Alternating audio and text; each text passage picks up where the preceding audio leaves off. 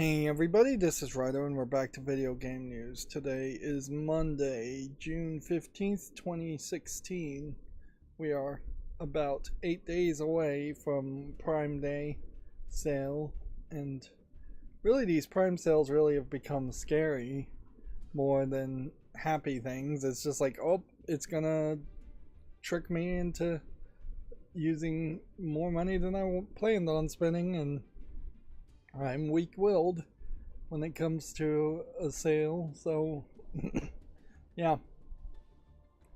Let's scroll down the 24-hour peak chart here to see what people in bots are playing. Over the weekend I did a little bit of moving over to my new router, but didn't get it all done. Was fairly slow to start.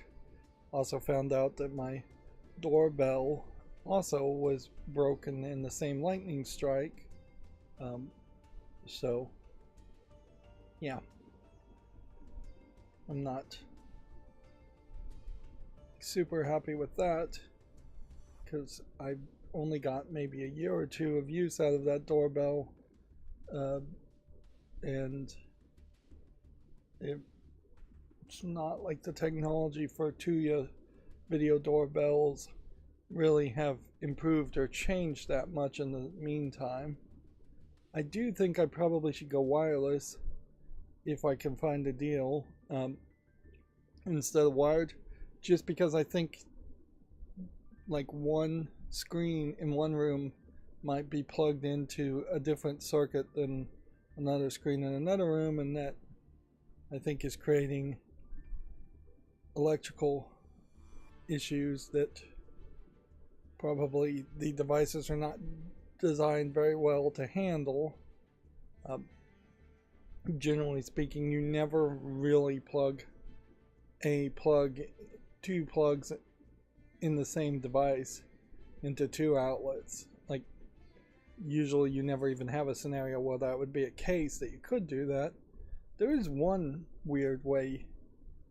There's homemade basically devices where you can plug one plug into one and not a plug into the other, and if they're on different phases of the split phase service, then you're combining the split phase service potentially to get a 240 volt plug from two 120 volt plugs in the United States. But yeah, those are pretty crazy situations. There's also a crazy thing that police have where it's straight up a generator that they can plug into power strips or battery backups that will backfeed power into the battery backup, and the computers effectively will stay on when they unplug it from the wall. But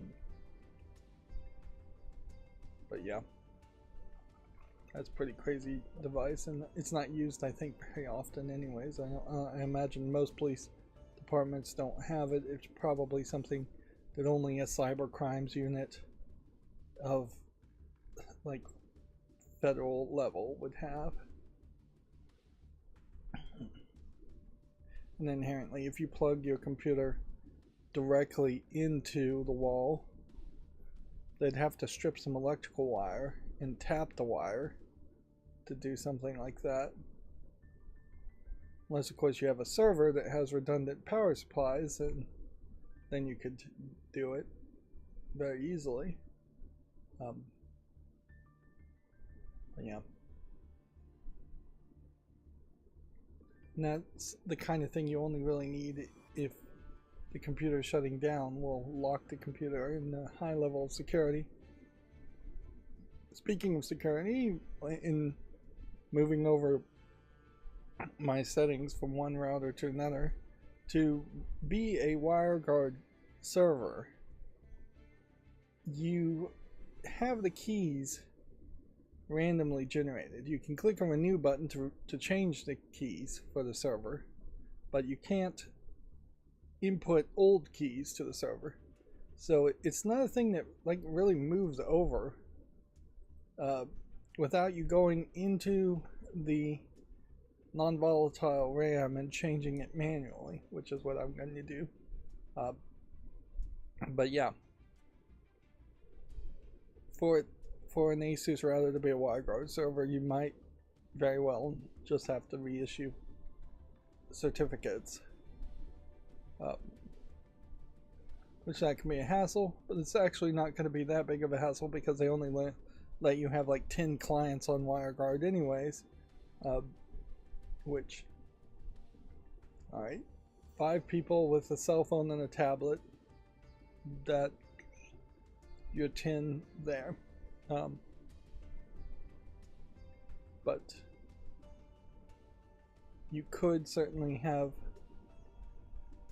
multiple devices using the same connection, not at the same time, so that would be a hassle too. I assume this is still a case of just the amount of processing power it takes to run WireGuard. It's not a huge amount by modern standards, but it's still more than what you get in a small home or small office router. Everything else seems like it's going to move over just fine. The new router really doesn't seem like it has that much more setups. My only real concern is once I actually plug in the hard drive into it and do the AdGuard home and all of that, we're going to start running into issues there in the board backup server.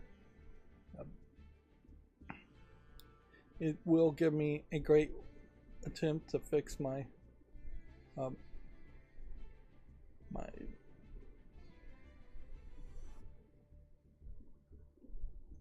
Samba shares, Windows network sharing folders, settings, and it even gives me a bit of a push to do a little bit more.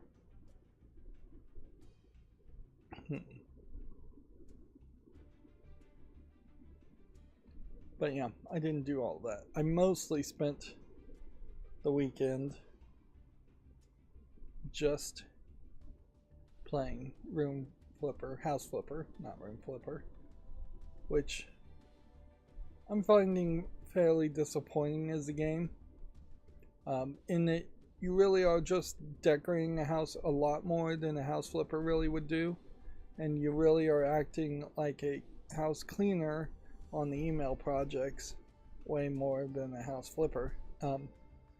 It's kind of a narrow window and what a house flipper would do and what you would expect a house flipper to do from TV shows that people would have seen.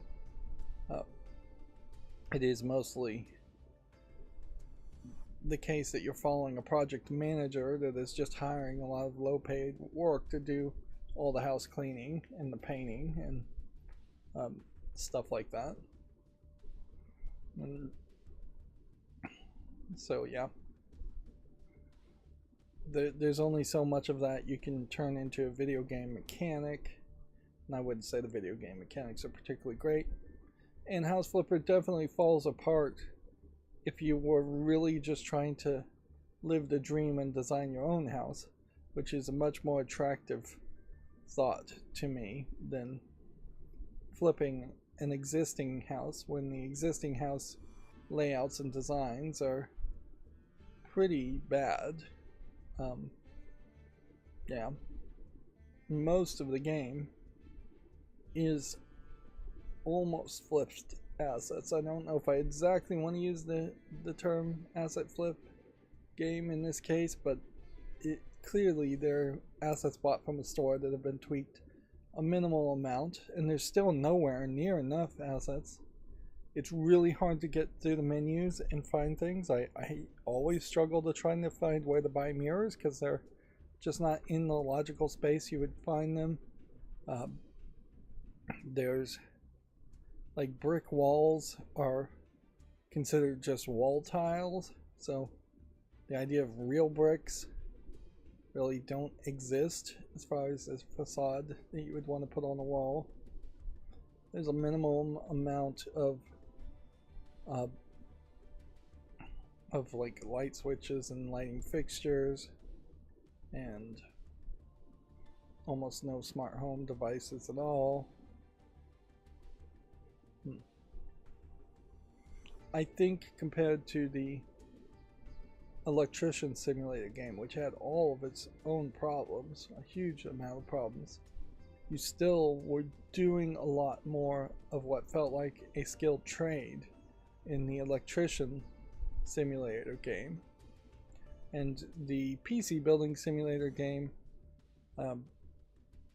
had much more interesting and just kind of non-stop email jobs, where I'm going to just run out of email jobs, at which point I'm going to have a list of houses and not enough money to buy all of those houses. I'm only going to be able to buy maybe 8 to 10 houses by the time I've done all the email jobs, and then I'm just going to have to figure out how to house flip for the most amount of money. And I probably will just look up a strategy guide, because yeah, it definitely feels like you could hit a point where you would just run out of money and not get the money back up before you would hit the most expensive houses. In the last episode I recorded, did a second story house that was fairly large, and it's just kind of boring. It gets boring at about 45 minutes, and that you're just cleaning the house up for half of the time, then you're buying a bunch of random decorations, and then you're trying to see if there was any kind of logical thought as to where those decorations are supposed to go. But it kind of doesn't matter, because you can just all shove it in the corner of a room and it counts the same. It definitely feels like some of these email jobs were the creators of the game decorating the house the way they liked it, and then retroactively creating an email job around that. And even if you're going to look at it as, oh, it's a house cleaning simulator, it's still not a very good house cleaning simulator, because you're just using a broom mop to clean everything. You're not cleaning toilets, you're not dusting, you're not polishing metals on the rare occasion, you're not taking any consideration to the surfaces you're cleaning, where you might have a different chemical for a kitchen cabinet door that's less abrasive than just a general cleaner. Different types of cleaners for wood floors versus tile floors. The grout in tile floors can be eaten away if you use a high acidity thing, and certainly wood floors can be ruined with too much moisture. There is a level of expertise that a good cleaner should know. I don't know if you always get that for people who are cleaners. When you're cleaning solid wood furniture, you're basically never really cleaning them as much as you're just oiling the furniture with wood polish and cleaning it that way, because solid wood furniture absorbs a lot of moisture. So yeah, even as a cleaning game, it's not particularly good. And I would definitely think that if you just wanted to lock into one specific type of cleaning power wash simulator, almost certainly is the more appealing type of cleaning. Even Viscera Cleanup Crew feels like a better cleaning game than House Flipper. Now, the order in which these games came out might very well affect anything. Yeah, that Taskmaster VR was received incredibly poorly. It was not a good game. One of the few failures Taskmaster has managed to do once it started to spread out and become ever more popular. Yeah, I don't know if Taskmaster Kids is coming back either as a TV show. I would suspect it shouldn't, because honestly, it didn't make a lot of sense to have kids as contestants in Taskmaster. because half of Taskmaster is laughing at people's failures, and it just doesn't feel right to laugh at kids. It would have made a lot more sense to have a group of kids create the tasks and force former contestants of the real Taskmaster to solve the challenges. But then you run into the problem of grading those challenges, and kids crossing a line or not making sense when they grade the challenge. Still playing Memento Mori, still playing Pokemon TCG. I actually got suckered into installing one of those ad games where it's the jars with different liquids and you sort it out. And I've been playing a little bit of that even, stupidly. It shows an ad after every single level. It shows an ad every time you get stuck. It shows ads just until there are no more ads, and they're all Unity ads, and they're all ads for the exact same things, and they're extremely repetitive. Yeah. And there's a real problem there that Unity is creating in part, but just that Android is allowing that you have these ads that can go for extremely long amounts of time, be extremely deceptive on what button to press to skip the ads, if you can skip the ads, hide X buttons, closing buttons, so they don't even appear for 30 seconds, add skip buttons instead of X buttons that then just take you to the store, which I don't know if the Google Play Store does anything for people going to the store and then not installing the app, but maybe it does. Regardless, to say, it does not create a healthy economy for apps on Android, and yeah, that's a problem, and that has been a consistent problem where video games on cell phones are not really a viable thing because your competition is either sleazy or it's a gacha game that's full of microtransactions.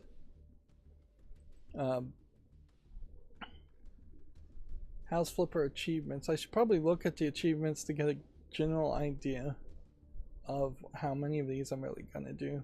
It's kind of ridiculous. I'm probably closer to 12 hours into the game and I'm already pretty well over it.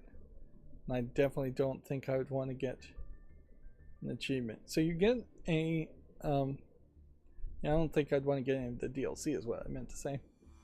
You get an achievement when you sell a house to each of the potential people. And yeah, this house flipper is more European, even though it kind of pretends like it's set in the United States. So yeah, there are 4 more people to try and sell houses to, and I think there's a little bit more because I installed the Apocalypse DLC. Yeah. And then some of these other people must be really hard to sell to. Like Geek. I haven't even seen Geek as an option. Some of these house buyers aren't even available. Do it ASAP. Complete a job in less than 1 minute. Then game over. Finish the game. So there apparently is an ending to the game. And then it looks like Survivalist Apocalypse DLC gives you 3 achievements. And then Huckster's House gives you 1 house, which I suppose this is probably a Breaking Bad reference. I wouldn't even recognize a Breaking Bad house. I haven't watched the show. This you get if you lift up a car and try and move it. Is how I got it. And then sell 20 houses. Kill a cockroach with a hammer. Hit a car with a hammer. I would have never thought to do that. Successfully negotiate a sale earning no less than 50,000 euros. Sell 50 houses. And then there's DLCs they give you for achievements for that you don't have. I guess maybe the garden DLC you have to pay for, and yet I have an achievement for it, so I'd think that there would be more, but you basically have no gardening ability in the main game. Like, I can't even mow the grass. So very often I'll buy these houses and try and flip them, but I don't have the tool to mow the grass.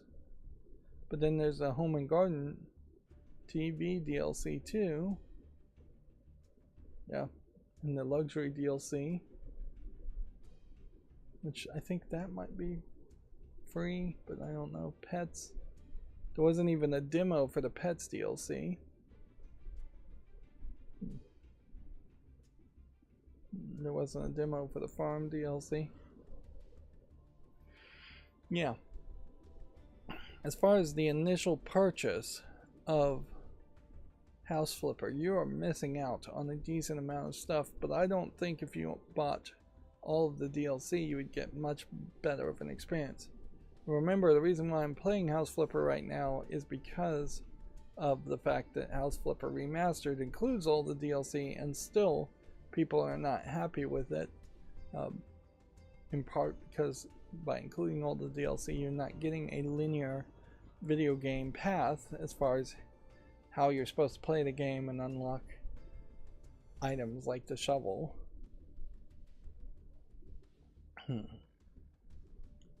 With the Prime Day sale coming, I doubt I would be moving towards the thought of buying anything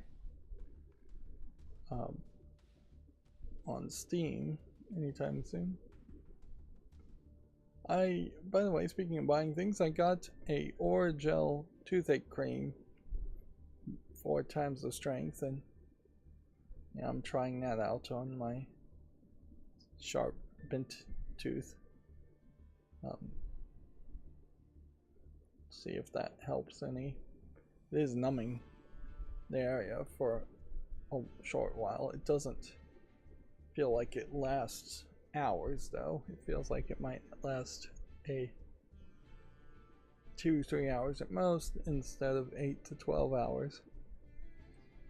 So may very well just have to continuously remind myself to reapply it. And that's the problem here is with tooth problems, is it's just annoying, but then also I don't get around to actually taking the actions to fix it, which probably the thing to fix it the most would be to go see a dentist.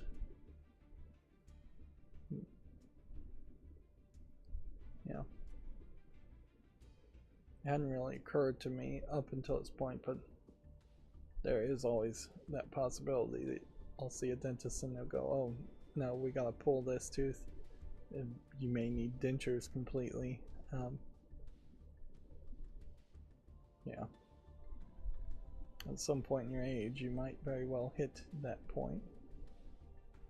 Teeth are not really designed to last as long as humans are living these days. Although that's true for most of the parts of the human body. Not designed to last as long as humans are living. This mecha chameleon apparently is a big deal.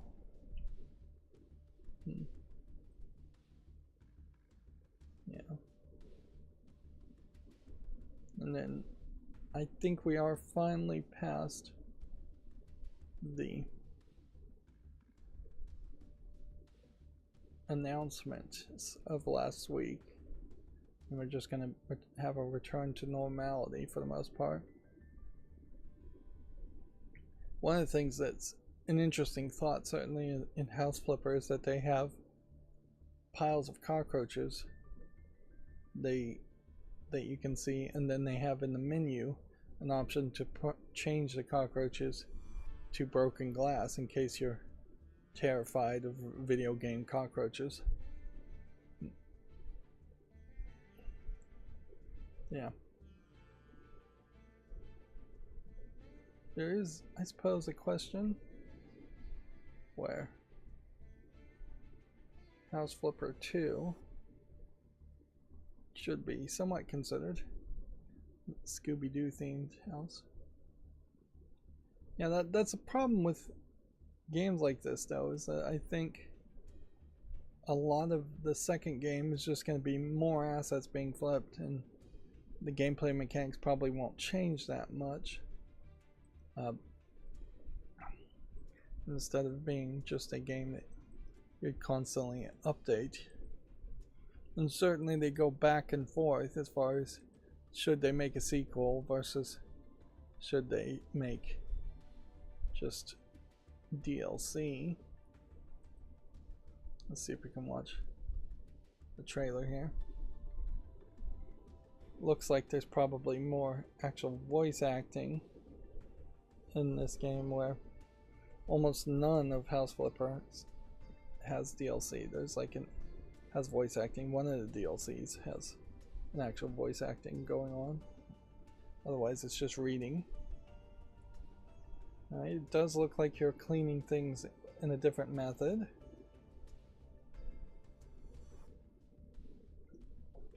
You're actually bagging up garbage and having to put it in a dumpster versus just picking it up and making it magically disappear. Having to actually put toilet on a toilet paper holder.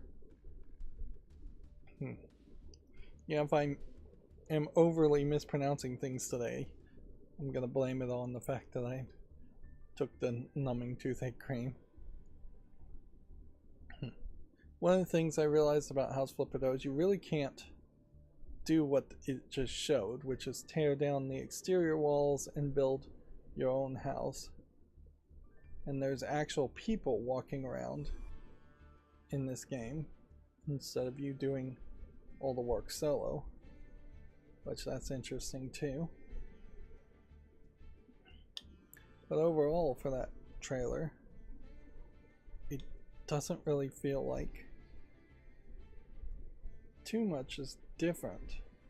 And this mod.io makes me wonder if the game is just, the second game is just programmed for a lot more mod support, which would make a lot of sense, frankly, to integrate mod support, like, and then making remaster instead of House Flipper 3 makes a lot of sense too.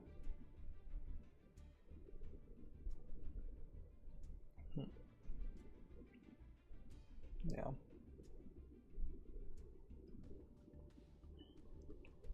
They kind of painted themselves in a corner. This is basically the same trailer. Though, I would say, because when this came out, particularly in 2023, like, the housing collapse had already really happened, and people had really already realized that the idea of house flipping was effectively a bad thing and hurting society in general. And yeah, housing really should be a universal right in a lot of people's opinion, and if it is a universal guaranteed right to have a place to live, then it almost certainly should be a service like the post office or the army that ensures everybody has housing. That's why you often see people say affordable housing instead of housing, because they don't want to even begin to make the claim politically that they're for socialized housing, because that would be socialism, and yeah, people in the United States can't bear anything that sounds like socialism.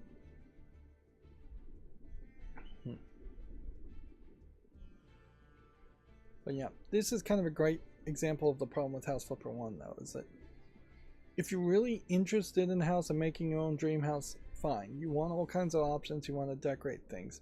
But if you're just trying to get money, if you're just trying to get a job done, you just don't really care about all the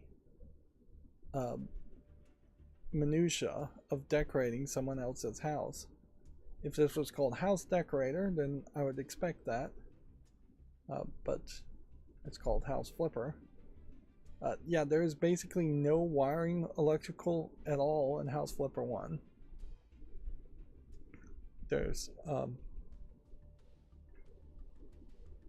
definitely no putting batteries in clocks or anchoring screws into the walls in House Flipper 1. But this still feels way too similar to House Flipper 1.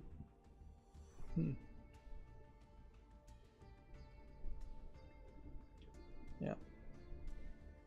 And the thing that you really start to run into is that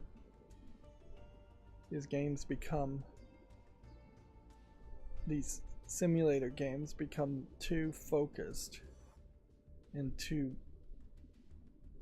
made for a very small audience that your average gamer is going to have a hard time playing it. And now there is a ton of games that have cozy in them, and the general idea of you cleaning up or decorating a room or a house, a house decorator game doesn't even really make a lot of sense, particularly since, yeah, I guess this has maybe co-op. Yeah, that would certainly help, I think, for these types of games. But yeah,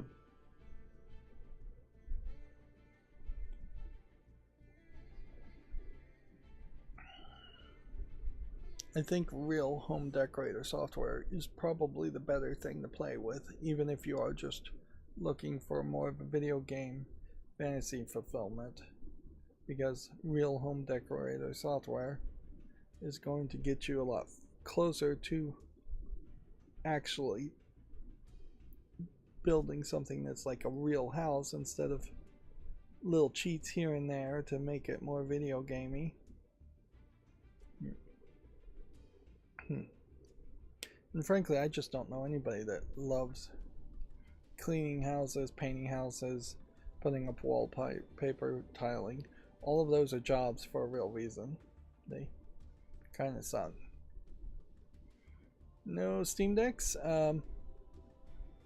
I've done almost everything, almost 100%ed Wario Land, but I hit one place where there's a special thing called, I think it's called a corkscrew conk attack, and I cannot get it to work on the Steam Deck. I think the controls for Wario Land just being emulated is not quite tight enough and not quite good enough. There is a thought that we may be about a week away from the Steam machines coming out. But yeah,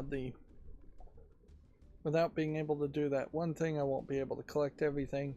But I don't think I get a different ending because of what I wouldn't collect. So I think I'm probably just going to power through and finish it. Yeah, Wario Land is an alright game for a old GameCube game, but I wouldn't put it in the top 10 games that you have to play. And yeah, I don't know if it's on the Nintendo eShop or not. Certainly isn't doing much of what I would have expected it to do. I did see that we're probably about 4 months from Windows 10 once again expiring, even for the extended support. So I really should get off my butt and build my new computer and get it set up. I even had a twinge of doing that, and I'm now getting impulses to do that while I need to fix my router first, and priorities are being used subconsciously against myself. I think there's definitely a part in every person that's just straight up self-sabotaging yourself, or is just so ADHD that it just wants to do random things. But yeah,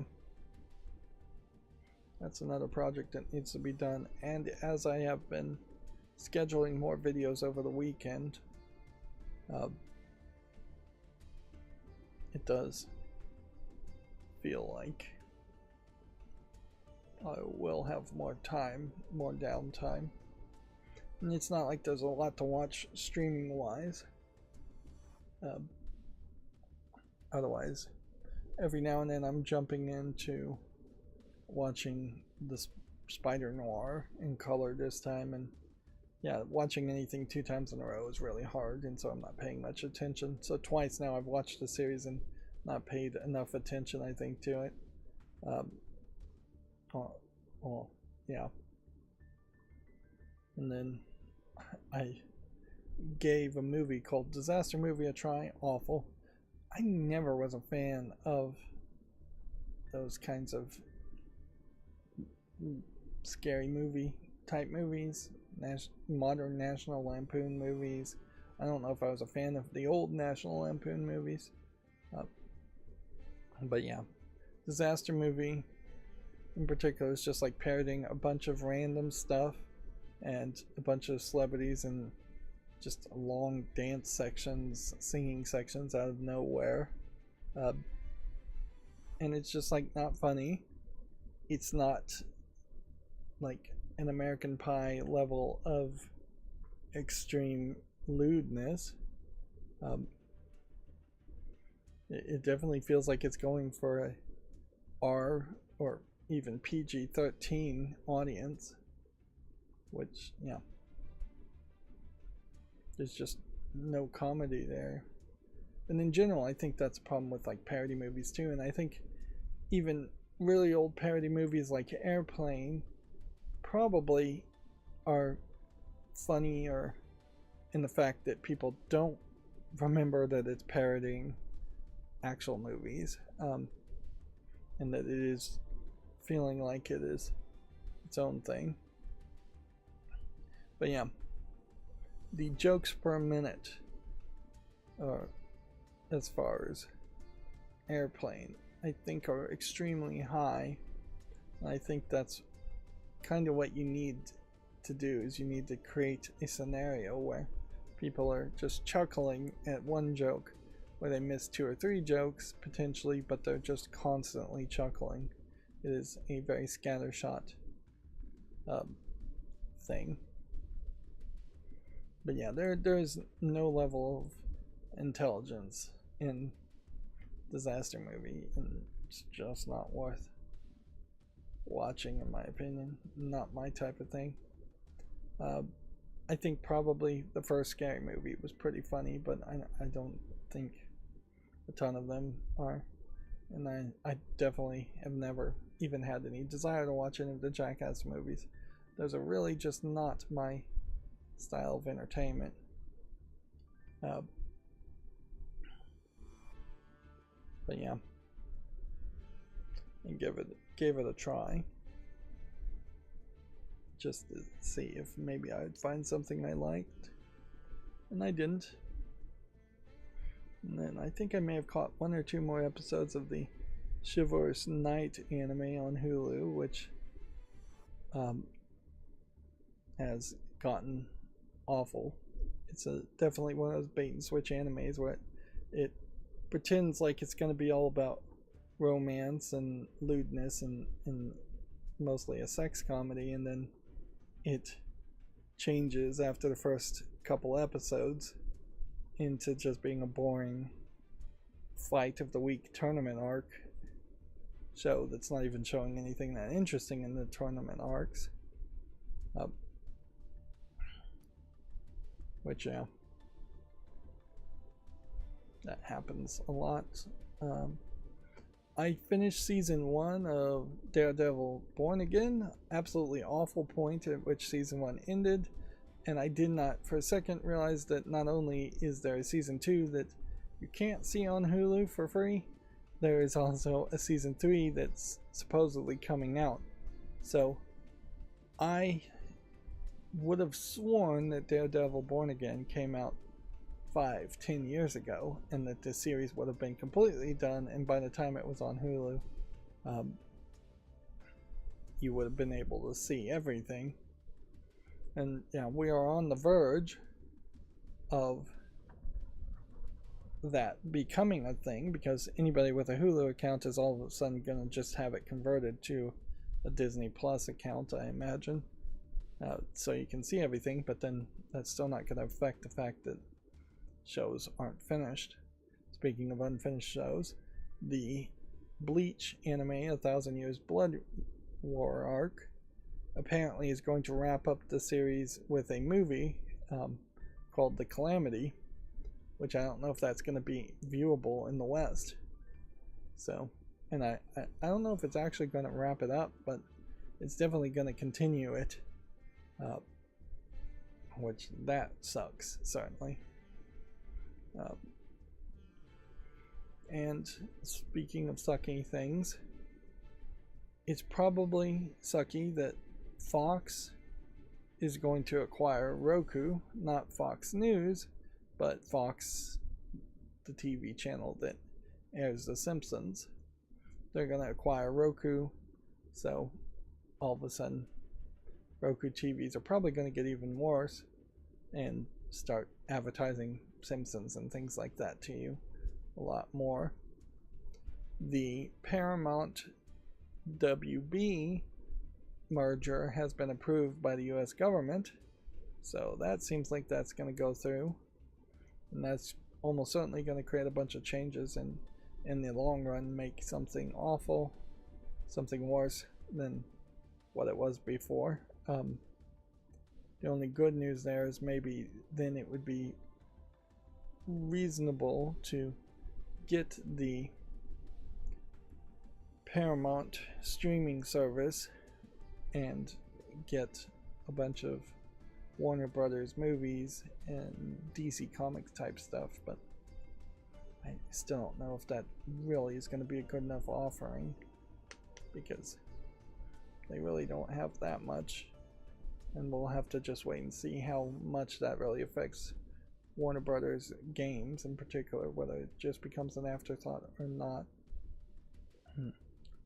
And there was a movie I watched also, so I definitely spent a lot of time watching movies, I guess, while things were uploading and getting scheduled, and it entered my brain, and now I've immediately forgotten it again, which really goes to show just how little impact it was as a movie. It wasn't a disaster movie. It was a whole nother movie.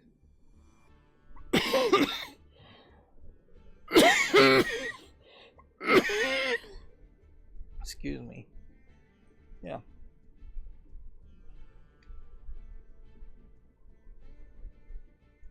Yeah, it's just crazy that you would watch an entire movie. I don't think I watched it on Hulu.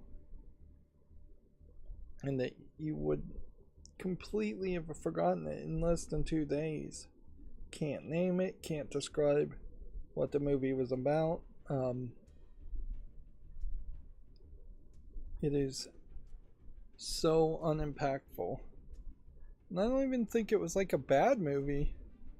If it was a bad movie, it probably would stay in my brain more.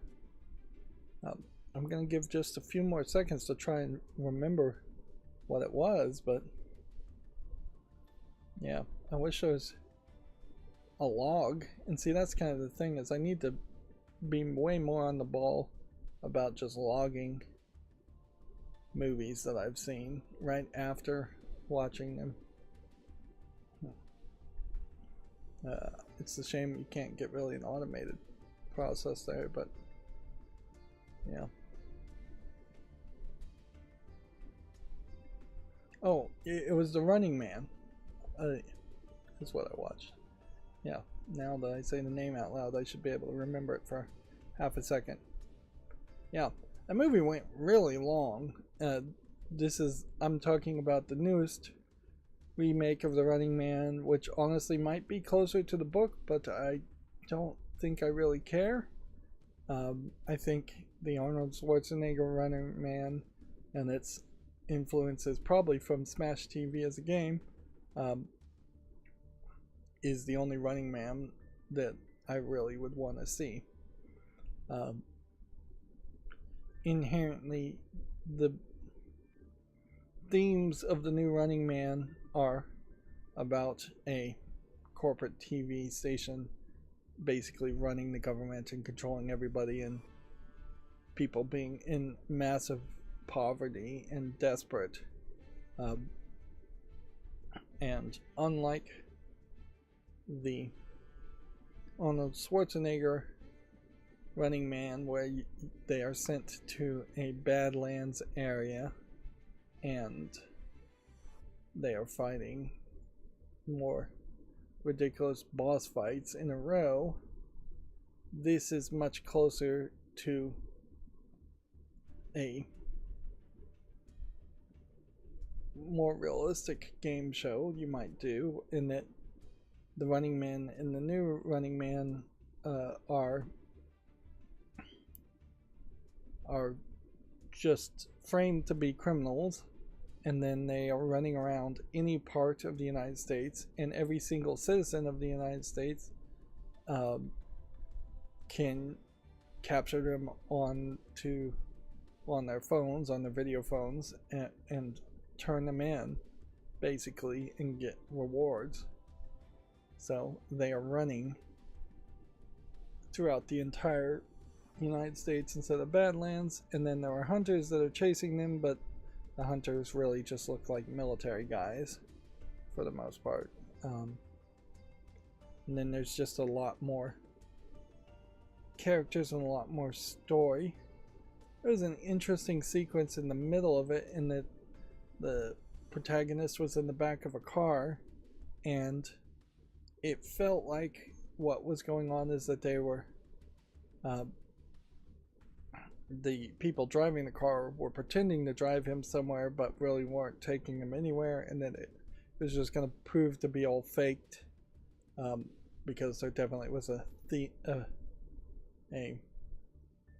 theme of how fast the network could fake things and create AI generated video. But yeah, the twist there is that in the point where you're about to think that he would look out of the trunk of the car because there was a bullet hole, that he would see the car wasn't moving anywhere and was just like on a treadmill or something. But no, he opens it and it's totally happening. So it was a fake out fake scene, which you don't get too much of that. Yeah, had the Running Man not been called The Running Man, it would have been an alright movie. It wouldn't have been a great movie. But by calling it The Running Man, you compare it certainly to the Arnold Schwarzenegger Running Man, and it in no way compares. And that is basically what I think has happened with the remake of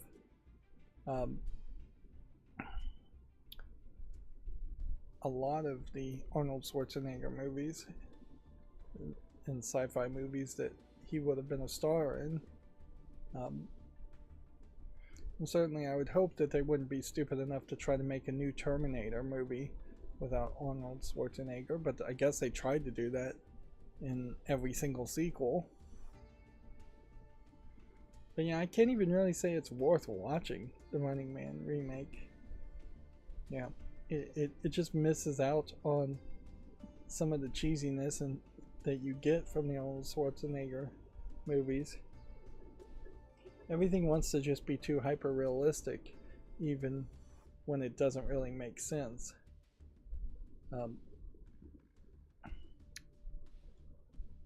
Yeah. and the Running Man in particular is a great example of something that shouldn't be depicted realistically, because if you're depicting it realistically, you're really just admitting that there's a decent chance that the world of the Running Man could really happen, and nobody wants to really admit that, even if it's true. Anyways, let's go through video game news. I think we've done enough warm up now. Video Games Chronicle news. Xbox Studios boss confirms he's leaving after 18 months. The former Rare boss Craig Duncan will exit Xbox this week. Alright, so inherently the new CEO comes in, makes a public announcement that there's going to be a reset and that things are going to change. It's not super surprising that bosses in particular are not going to want to stick around for that change, particularly if they're somewhat old, which for video game development world, this guy does look like he might be fairly old. He also has only been around for 18 months, so it's not like he's a long since established person. Yeah, he could very well have been shopping out for a new job.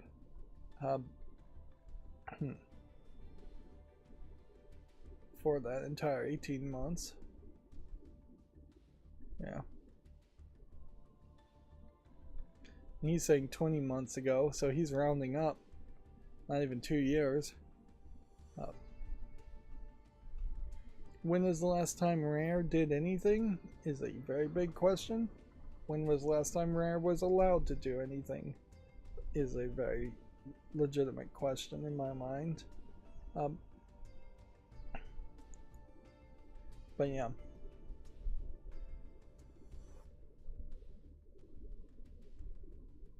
Inherently, it looks like this position is at least temporarily going to be eliminated, giving more power to Matt Booty to oversee it directly.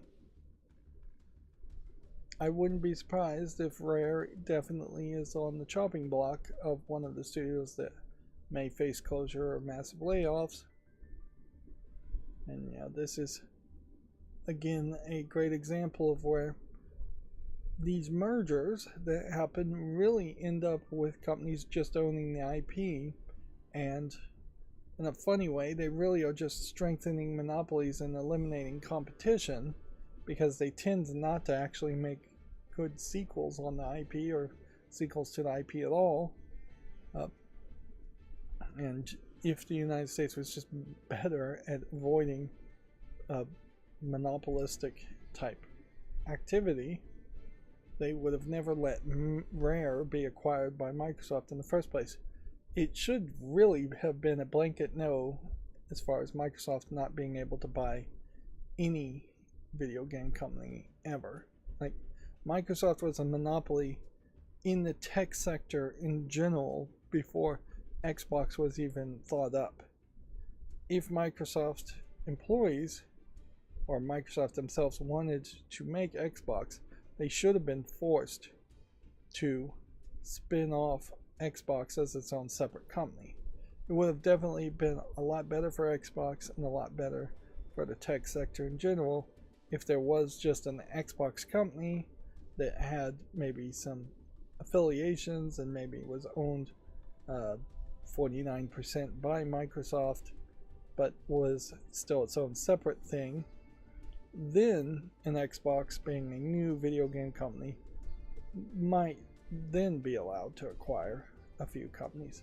But by the time a new Xbox company had acquired 2 or 3 companies, they probably would have been so big even at that point that there should have been laws actually working to stop them from acquiring more companies. Let's see. Rambo could be the next major collaboration coming to Fortnite. A new leak suggests the action film hero is coming this month. Clearly, this Rambo, Sylvester Stallone, is a very different looking, I think that's his name, Sylvester Stallone. Yeah, very different looking person in the first Rambo than what Sylvester Stallone looks like now, decades later. Yeah, it's believable though. And I don't know if Sylvester Stallone really is getting any decent payments for his likeness being used. Yeah. Capcom's president says its recent success was thanks to a move from individual-led to team-led development. Haruhiro Sugimoto says Capcom series are no longer tied to single creators' ideas. That's an interesting thought. I don't know what to really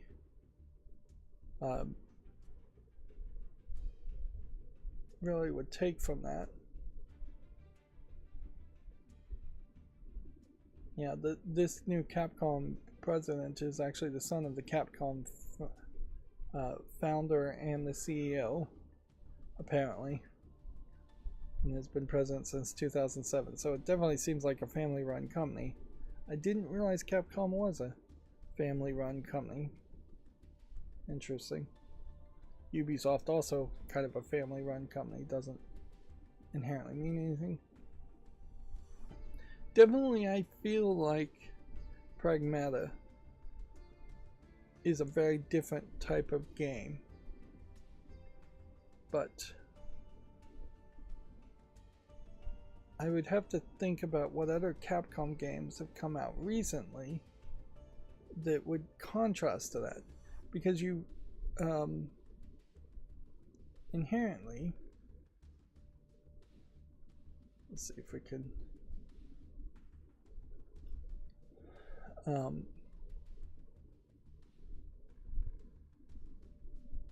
yeah, you inherently have to ask what new games Capcom has made, and you have to throw out any Resident Evil games remakes.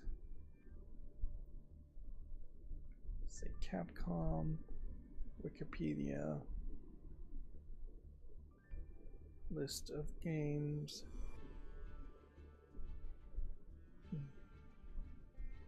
Yeah. At some level, I could see team building Monster Hunters making sense, and team building Street Fighters making sense.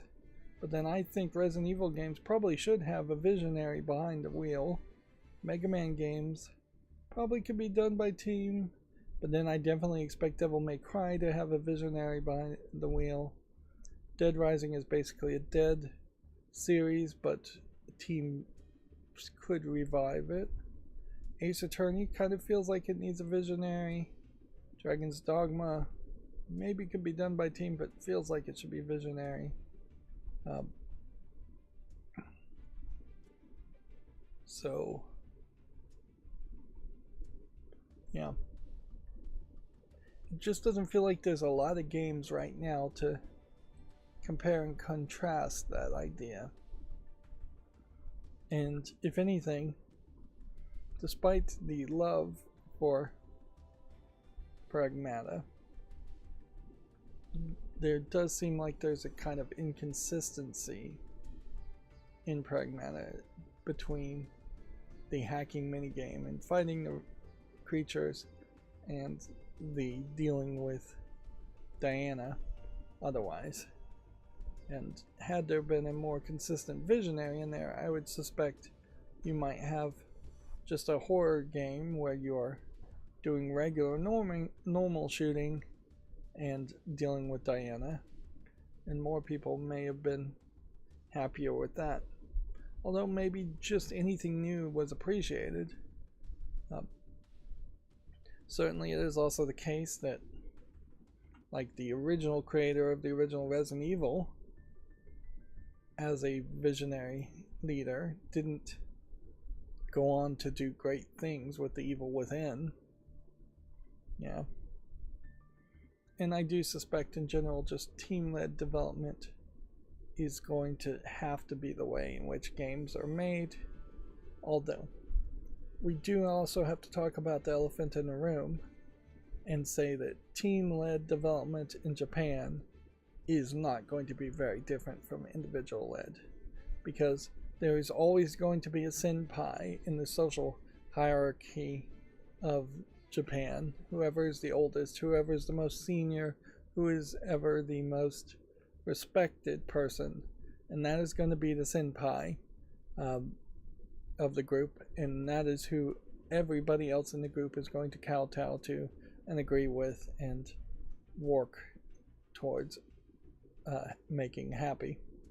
That's just the Japanese social culture, and I doubt that's going to change anytime soon. Although weirdly, there was an announcement that in Japan they're going to start teaching LGBTQIA plus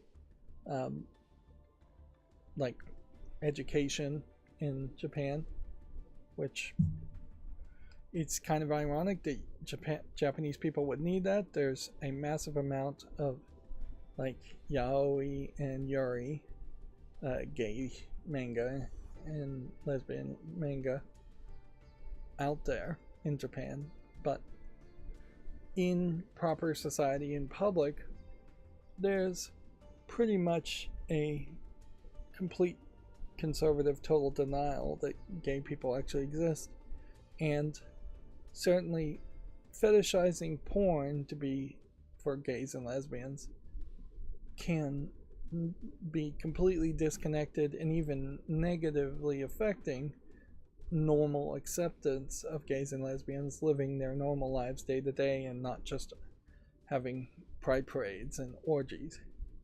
That is in part the argument against a lot of pride parades too, is that the one time they come out and show themselves, a lot of them are doing it in extremely sexual terms, and a lot of pride parades have tried to push that back and say, hey, let's just be normal people and normalize being LGBTQ plus. And who knows what that education will really be. And almost certainly this is just the new president of Japan getting some brownie points politically. Almost certainly all the old Japanese people are not going to change, including most of the House of Parliament in Japan. Anyways, let's move on to the next story. Microsoft CEO's YouTube monetizes Xbox better than we do ahead of expected layoffs. Satya Nadella bemoans performance of the Xbox. Interesting. I don't know what that specifically means. They claim that YouTube makes more money from the gaming arm than it does.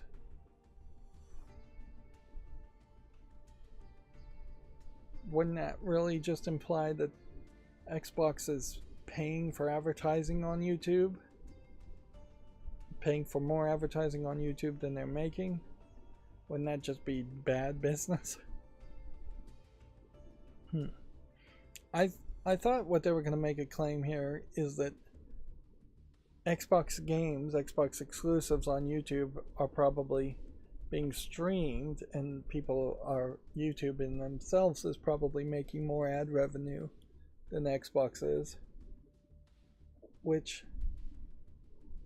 I don't think we've gotten to the point where anybody really wants to admit that to be the case, and I don't know if we've really gotten to the point where that really is the case. It might become the case in the future, though, as more people just watch streamers play games and play games themselves, particularly as games get more expensive and people have less time. Inherently, one streamer only would need, on average, 2 people, or more than one person actually, it could be 1.1 people, to watch their stream and not buy the game. And then Xbox would be losing out on a potential sale there of the game. Of course, that's what game makers have always said, that could happen.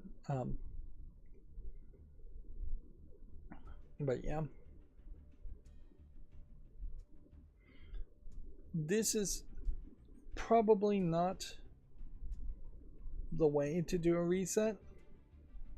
It definitely feels like Asha Sharma is not shutting these people down and just canceling people's interviews, which that's really what needed to happen here. Is on day one there should have been said, hey, we're going to have some massive changes come, and part of these massive changes is obviously that I'm the new person in charge and I'm going to be the only person that speaks for the company. And so anybody who has any interviews with the press needs to cancel it and or contact me with a reason why it shouldn't be canceled for further instruction.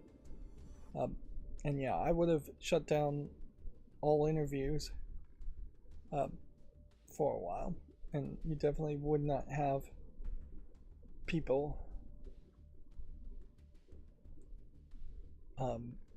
interviewing. Now, in this case, this is the Microsoft CEO, so this is actually above Asha. So Asha Sharma here is getting undercut from both sides, and perhaps this is just the case of sexism in the workplace. Because yeah, you could certainly generally look at this and assume that's what's going on when a lady is put in charge, and then people below her are interviewing and talking and saying different things, or saying even the same things that she's saying, and people above her are talking and undercutting her. I definitely would not be happy if I was Asha Sharma to have the CEO being interviewed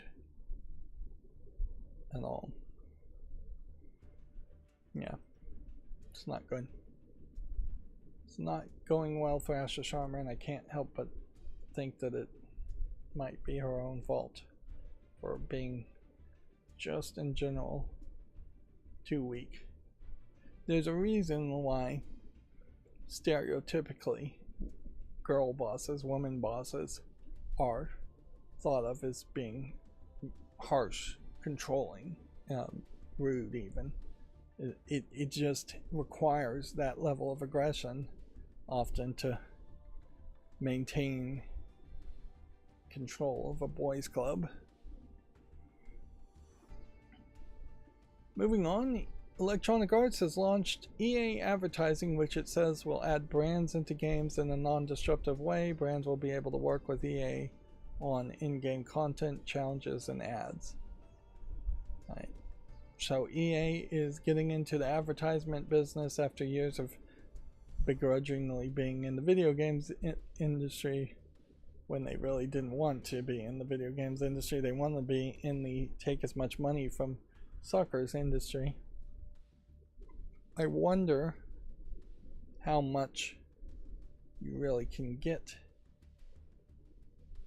doing this EA advertising thing, because I bet you're gonna see like constraints of no smoking, no alcohol, no porn sites, no gambling, because there's just so many laws preventing those things in the first place.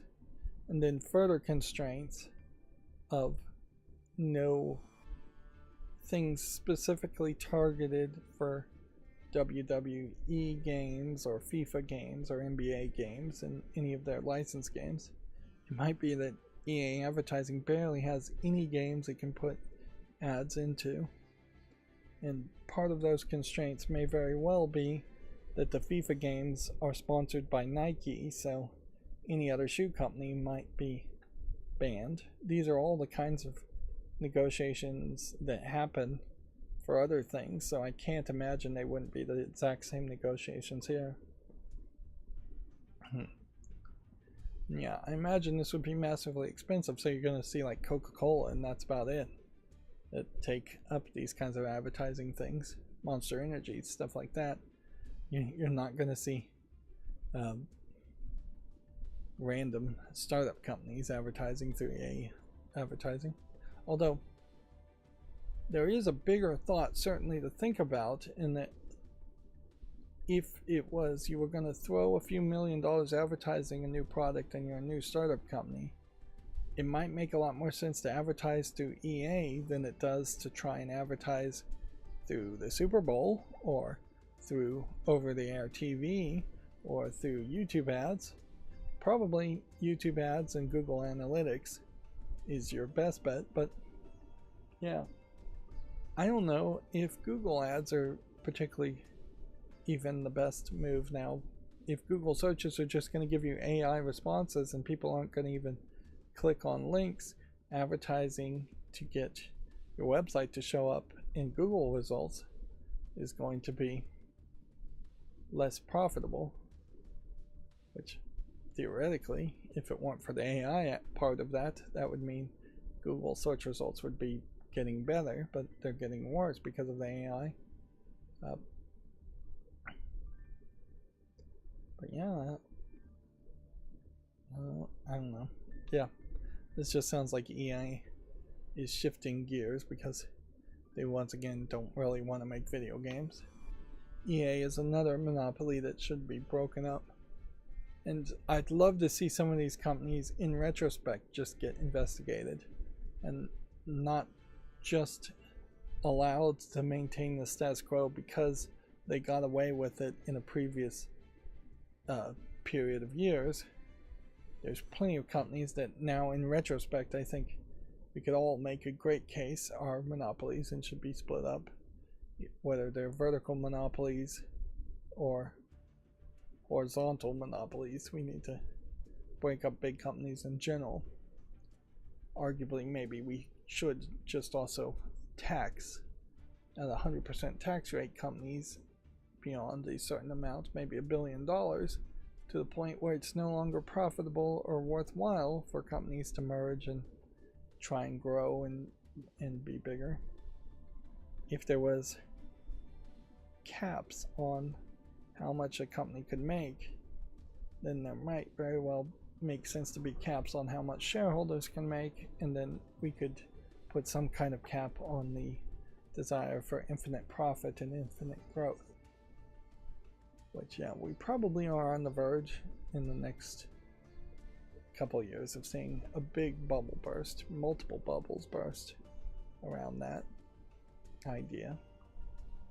If not a small recession, maybe something much bigger as a recession or a depression. Moving on, Pikachu promo cards and plush revealed ahead of the Pokemon World Championships and Pokemon XP event. More Pokemon stuff. Okay. So inherently, if you wanted to keep a perfect collection of Pokemon cards, you would have to trade or go to World Championship events every year to get these specialized cards, which I think the vast majority of these just have a different little sticker in the corner and that's it, and may not even have unique art. And then I assume the cards themselves play exactly the same as already created cards, already existing cards.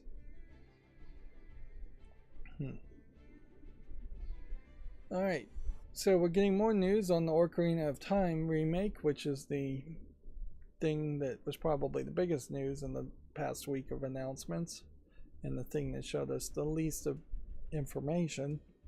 Nintendo says Zelda Ocarina of Time will have, quote, timeless gameplay, which implies that there will be no massive overhaul. Description for the game suggests that the core experience will remain intact. I did see a YouTuber make an argument that Ocarina of Time with the realistic graphics was what the original creators really wanted in the first place. Which, in fairness, that probably is true, that in the minds of creators, you always want your graphics to be as good looking as you can make them, And yeah, there really would be only two ways you could go with remastering the graphics. Which one way would be to go very high polygon cartoony, and the other way would be to go ultra realistic. And they chose ultra realistic. Now, the problem I run into now is if they say timeless gameplay, and we assume that doesn't mean actually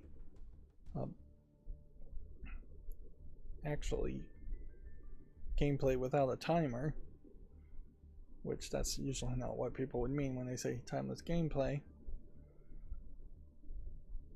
then it becomes a question as to why is this not just being called a remaster? Is it just being called a remake because they've already remastered Zelda, or that would just confuse things to call it a remaster?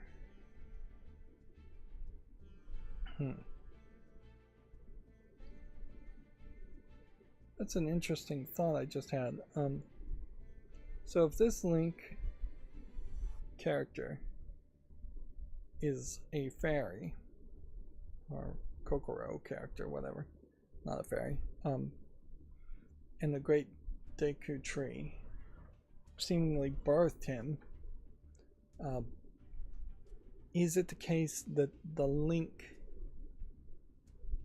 of Skyward Sword, or one of the earlier Links, turned into the Great Deku Tree, and that there is perhaps a mystical genetic connection between all the Links? I don't know if there really would be a need to make it a physical connection when it's already a reincarnation connection. I think it's just easier to assume that the Triforce of Wisdom, or the piece of the Triforce that represents wisdom, reincarnates a Link whenever there's a need for one.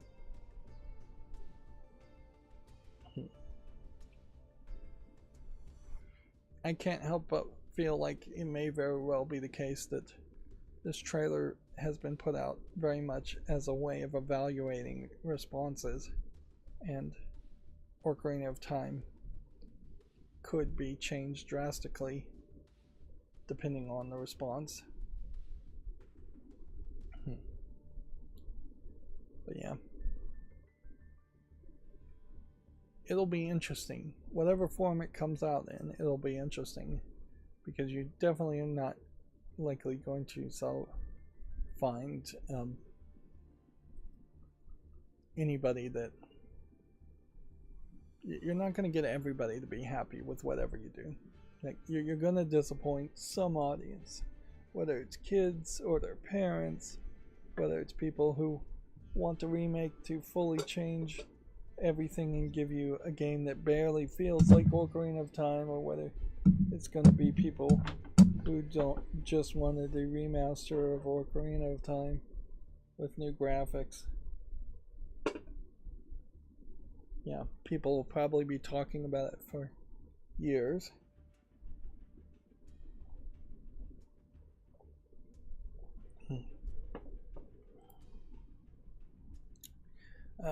Moving on, Capcom is removing Dragon's Dogma 2 Deluxe Edition and microtransactions from sale.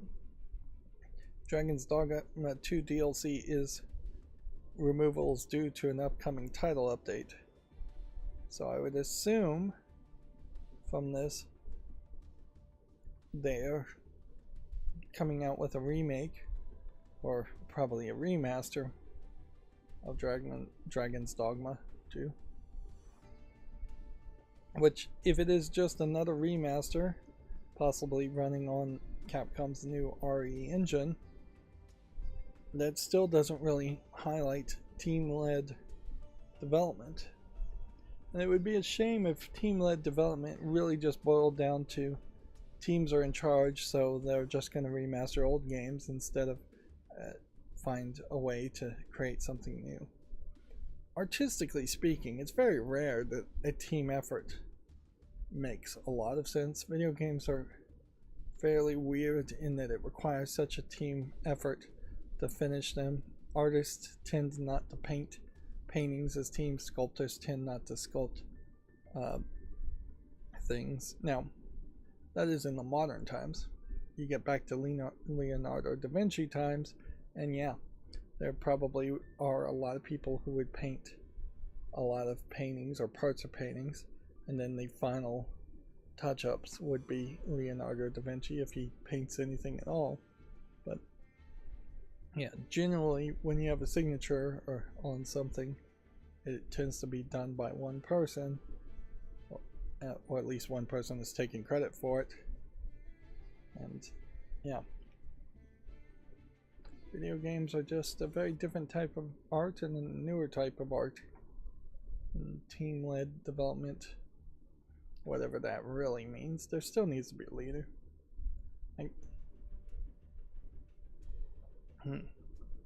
If there was really no leader in team-led development, then video games would become a lot like open source software, where anybody could just like fork the games and make their own versions, but the vast majority of people are not going to make good versions or even complete working versions if that happened.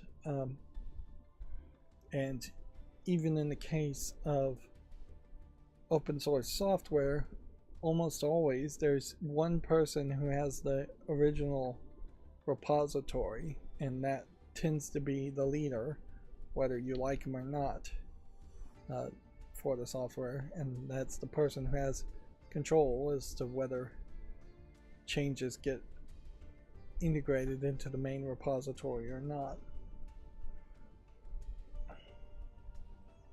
Moving on, the UK government has announced a ban on social media for under 16-year-olds. This includes YouTube and possibly Twitch. We're going further than any country in the world, says Prime Minister Keir Starmer. So, yeah. It seems like they already had, well, the government is going to attempt to pass the regulation before Christmas, with the ban coming in place in spring of 2027. Seems like they had already set up themselves to do something similar to that with age verification laws, and in particular requiring credit cards, which can only be had by people over 16 in the UK. But yeah,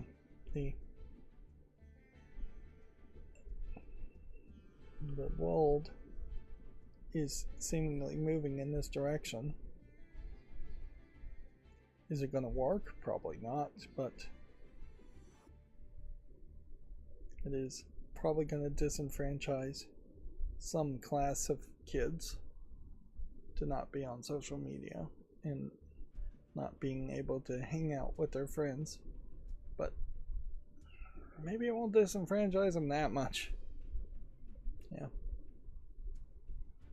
In a lot of ways, it's probably a good thing. Like,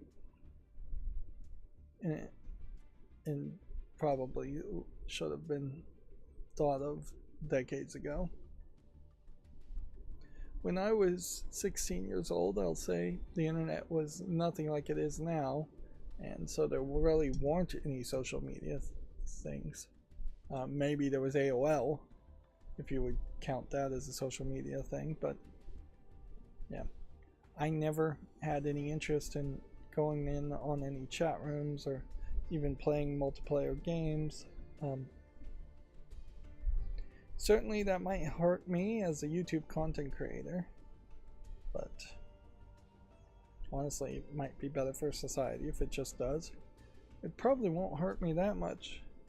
Ideally, if 16 years and older were banned everywhere on YouTube, everywhere in the world, then YouTube and Twitch should probably loosen up some of their rules and regulations. They probably won't, but yeah, it would be nice if, say, the new Hellraiser game would be acceptable to play with its nudity and gore and violence that it's going to have in it on YouTube, but obviously that's not going to happen.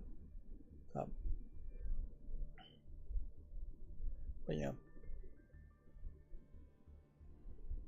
I could certainly see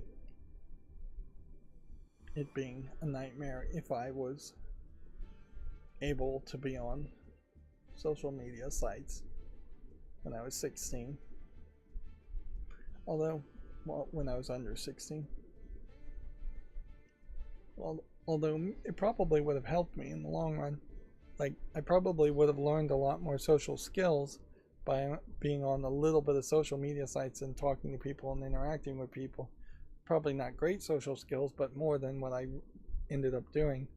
As a gamer, I was mostly playing games, and almost always single player games, so my youth was very much a solitary affair where I wasn't going to parties and I wasn't really socializing with people. And yeah, it probably would have been nice to learn some more social skills during that time. Although inherently, whoever you hang out with when you're under 16 is probably not who you're going to be hanging out with when you become an adult, and so there is definitely going to still be a struggle to make friends and maintain friends and relationships when you start to become an adult. A lot of times that's what the college experience was supposed to be, but I'm not sure the colleges always give you that kind of social experience either. Let's see. The Nintendo Direct was the most watched Summer Games Fest presentation in analyst firms' claims. Was the Nintendo Direct actually part of the Summer Games Fest? I don't know that it really was. But that certainly goes to show the value of Nintendo in particular. Can we click on any of these pictures and make any of these bigger? No. Apparently not. I haven't even been logged into X or checking Twitter/X in a very long time. Yeah.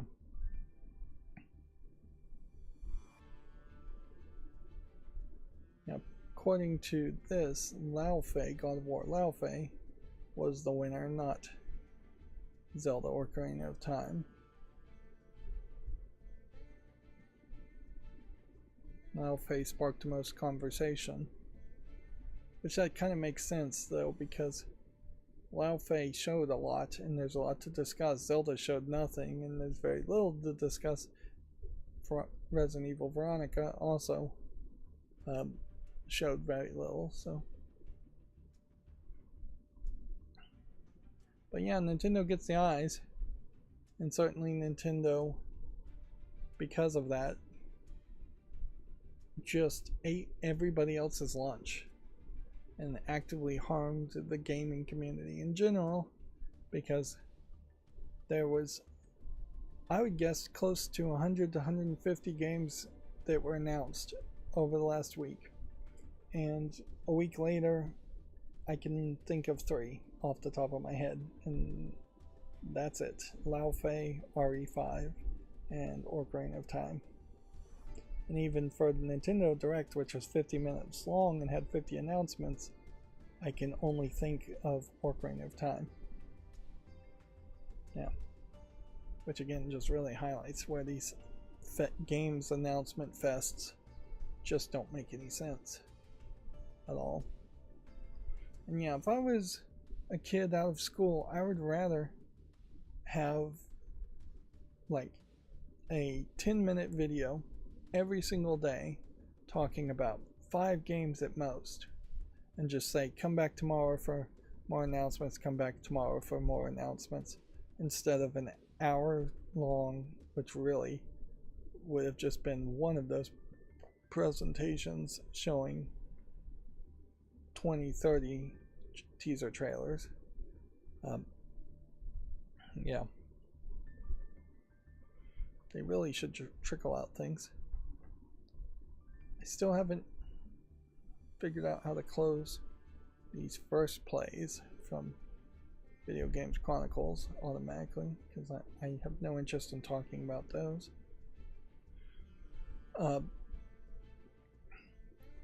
The Palworld lawsuit nears to an end, and according to people online, Nintendo is poised to gain almost nothing. Even if Nintendo won, they're arguing now they could win roughly $30,000, because that would just be the amount of sales of Palworld before the mechanics still in question were changed.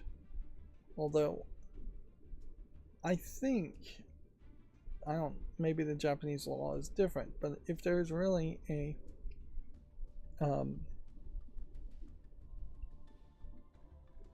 problem here with the game originally having the ability to summon pals via pal spheres, they might still say that all versions of Palworld, even the newest version, might have to be taken down.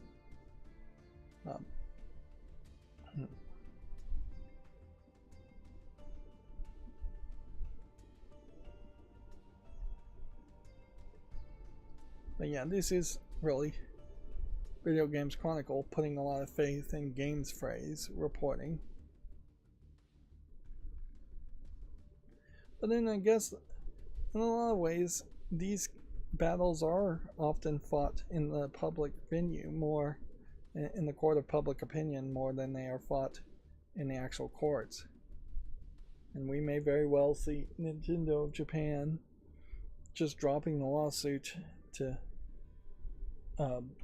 spare themselves the embarrassment of maybe winning $30,000. Although maybe they won't. They probably will just stick with it, because maybe that can establish a precedent. Or maybe they are just willing to go the full distance.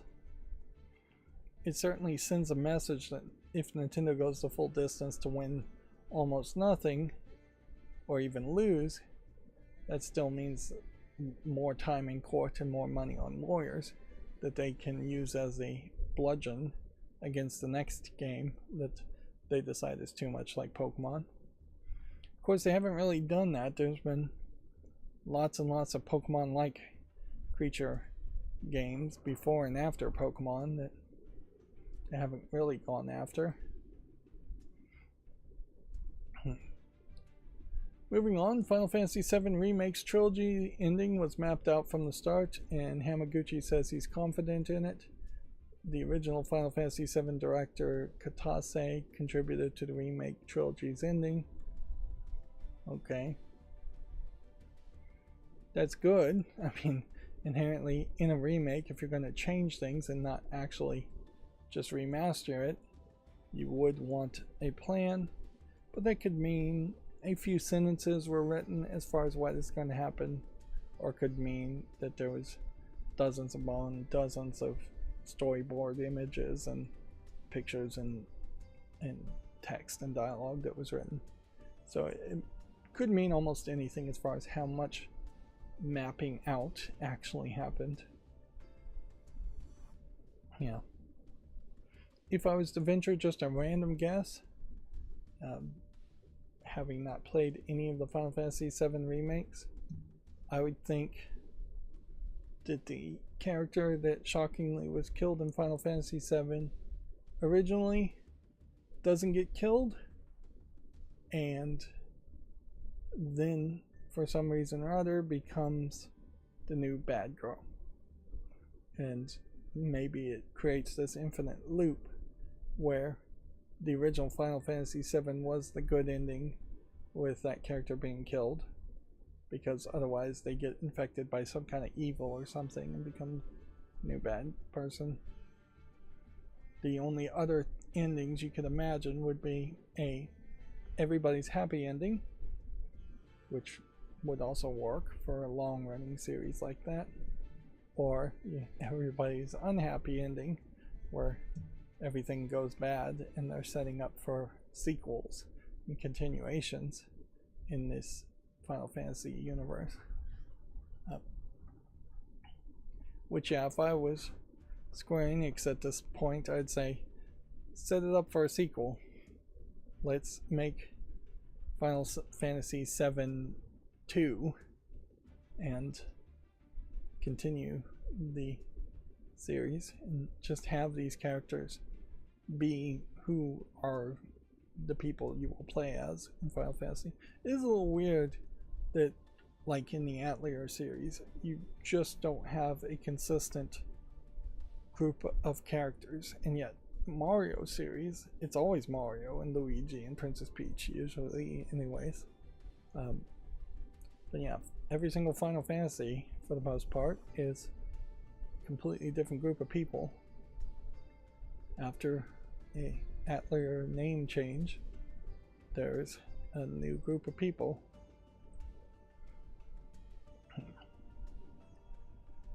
Alright, and then our last Video Games Chronicle article for today says Xbox reportedly has given the green light to fast track a new Fallout as Microsoft considers spinning off businesses.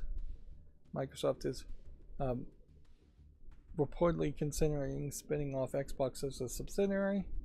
Honestly, that would probably be a good thing for the gaming industry as a whole. It would probably hurt Microsoft, but it would also allow for a split between Microsoft focusing in on Windows and Office and its Azure network services, and Xbox being just completely disconnected from that. Yeah. Of course, I was making the argument that Xbox should have been a subsidiary by legal force when it was first formed. That would have been decades ago, or at least a decade ago, at least one. Them doing it now really is just Microsoft spinning the wheels. Maybe this is the plan as far as Asha Sharma, is that she gets them to spin off Xbox as a subsidiary, and then she at that point has a lot more control over everything. I don't know how fast tracking a Fallout game in that case really helps, and their choice of Fallout New Vegas screenshot I think is somewhat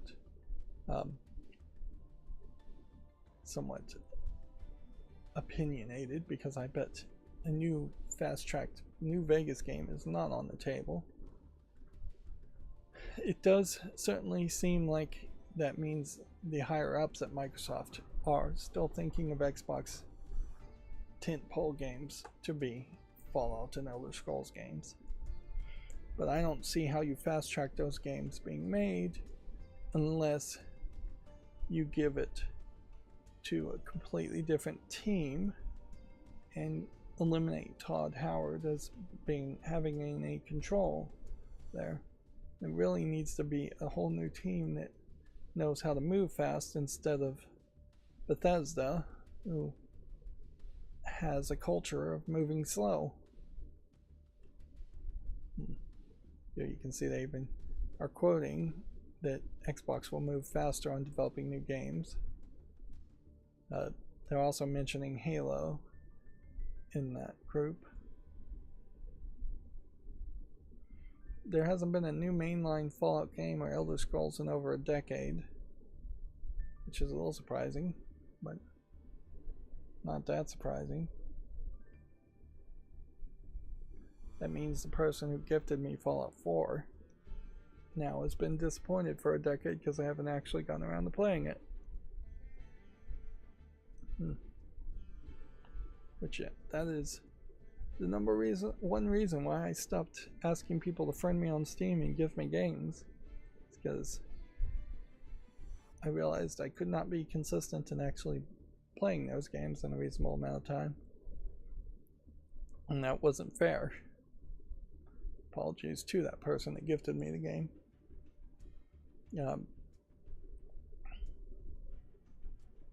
But yeah, I love the thought of Xbox being spun off as a subsidiary until I see the reality of it and it turns out to be a total nightmare, because Xbox then all of a sudden is going to have to be profitable, and if it has to be profitable on its own, you're going to see it raise the prices of all the games and not develop small indie games as much.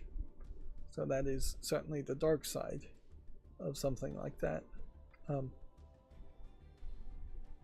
Yeah, and if it's a subsidiary of Microsoft, it might have to be very, very profitable.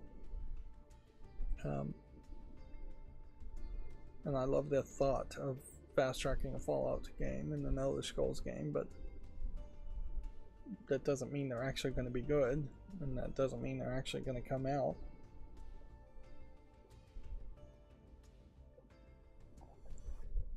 Particularly in the Fallout series, I definitely just don't think a new Fallout 4 is going to work. I think there needs to be some major experimentation doing something different, in the same way that that Fallout UK mod changed things up quite a bit. Yeah, you need to either set Fallout in a different time or in a different location, more likely. Go to Canada, go to Mexico, go to South America, go to Africa, go to Europe, go to China. Something like that would make some sense. I could see, at least in a new Fallout game, teasing a character who went to China and came back. And the question is, what is China like in the Fallout universe at that time? Is it a nuked out wasteland, or is it the case that only the United States really got nuked, and as you get further away, it's just the regular world? Yeah. And whatever you do with Fallout in the game series is possibly not going to really affect the Fallout TV series too much. And whatever they do in the TV series probably isn't going to affect the video game series. Although it would have made a lot of sense to make some kind of like visual novel game or a live action game based on the Fallout TV series. Or even like a cell phone spin off of the TV series. But yeah, they didn't do any of that. Moving on to the Gematsu articles. Let's see. Craig Duncan, the Xbox Games head, and Chief of Staff Lewis O'Connell depart. O'Connell only served 11 months, so you've got two short-term people departing at the exact same time, which definitely makes it feel like they may have plans to go start their own company, which probably is for the best. We'll see what happens there. Restory launches this summer. Say electronics repair shop game. Okay. The Electrician Simulator game had some of that, but it wasn't particularly very exciting. You were fixing the same devices over and over again. This very much feels like this is more focused on fixing toys and electronic gadgets of a certain era, so there's going to be more nostalgia on this. Looks like you're going to be doing a lot of dusting, which makes some sense. Yeah. I mentioned that my video doorbells, their base stations in particular, broke. And so I have two of those now, and theoretically I could take the screens out of them and see if I could get the screens to work. But I don't think I'm going to be starting any new projects ever again in my life.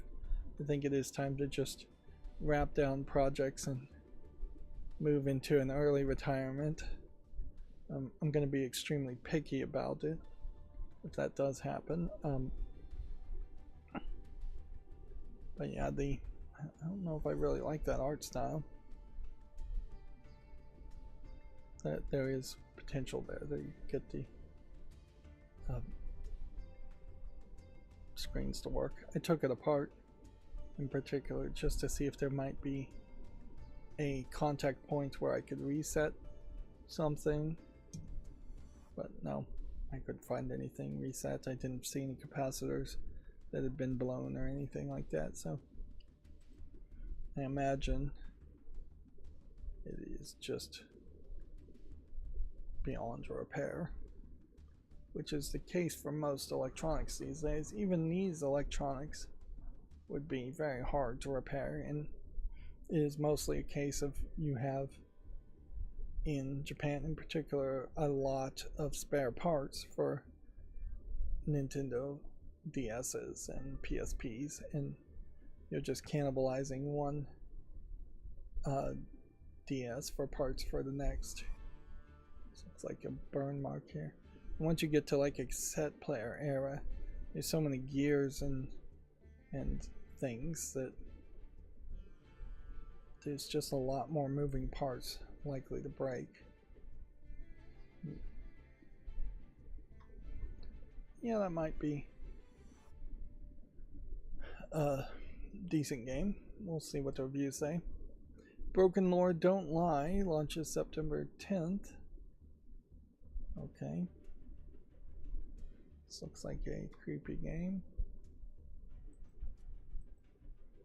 Eyeballs. Asian inspired.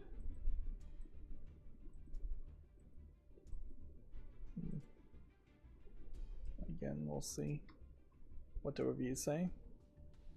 The Relic First Guardian launches July 31st for PS5 and PC, and then later this summer for Xbox Series and Switch 2.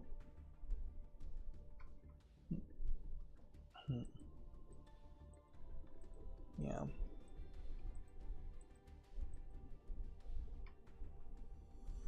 Kato's Post Office for Switch launches June 25th. Looks more like a kid-friendly game compared to everything else we've seen so far today. Overwhelmingly positive, already on my wish list. Although increasingly, I question whether I would have any need to play anything that's kid-friendly anymore. Yeah, it'll be a long time before I likely am gonna have any younger kids in my life. Grandnieces, grandnephews type stuff would have to come about. Dokapon 321 Super Collection is coming to PC on June 29th.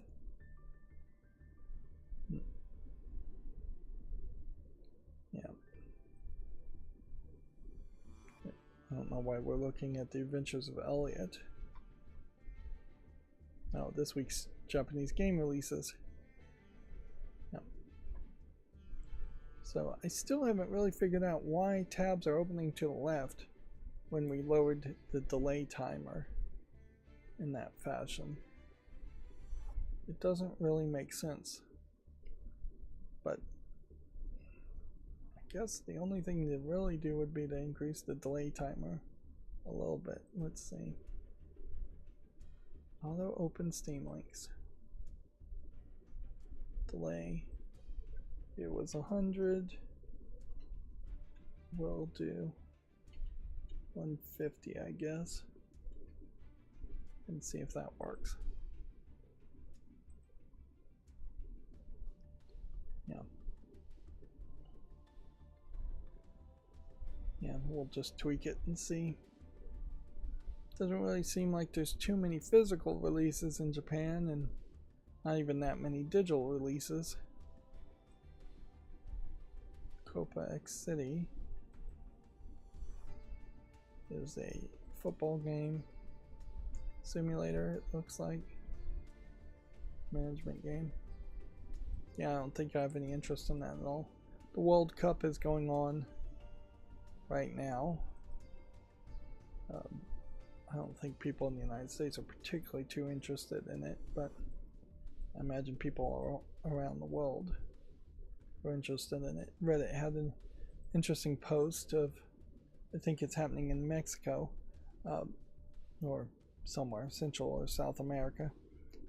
A Japanese person goes to a Mexican restaurant and then writes this whole description on how welcoming and accepting the Mexican restaurant is because they give you a bottomless bowl of tortilla chips and salsa, and just contrasting where food would be considered a gift that would come with an immediate obligation to give a return gift in Japan, and that you have to earn gifts before you even get them in Japan. And honestly, I'm not sure if this really is a real story or if it's just AI written, but yeah, it was a interesting skim of a read.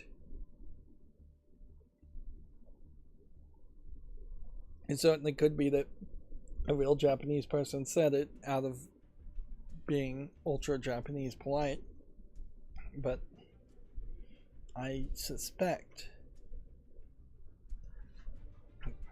there are Japanese restaurants that have like tortilla chip type things that are on the table before you even ask for them or order for them, but maybe not.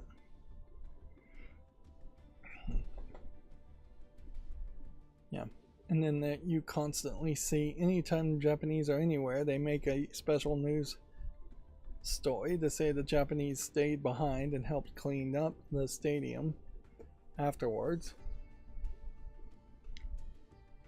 Which, okay.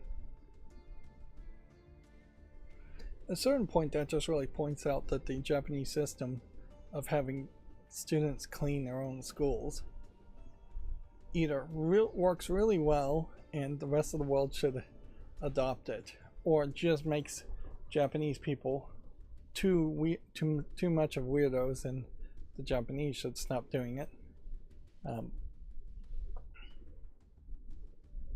But yeah, the fact that it is always the Japanese that are being caught cleaning up things, compare that to Americans who tend to create messes after sports events, is interestingly consistent. Anyways, let's move on. Forgottenlings for the PS5 Xbox Series launches on June 18th.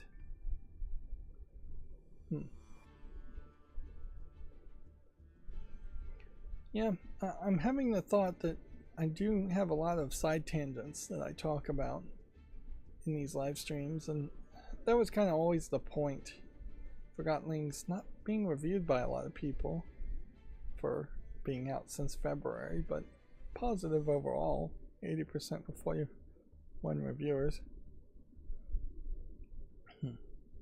Yeah, that was the point of the streams always, is to have the side tangents and the rambles work out of my system, so I don't do it when I'm doing pre-recorded videos as much, although House Flipper I'm probably doing a little bit more.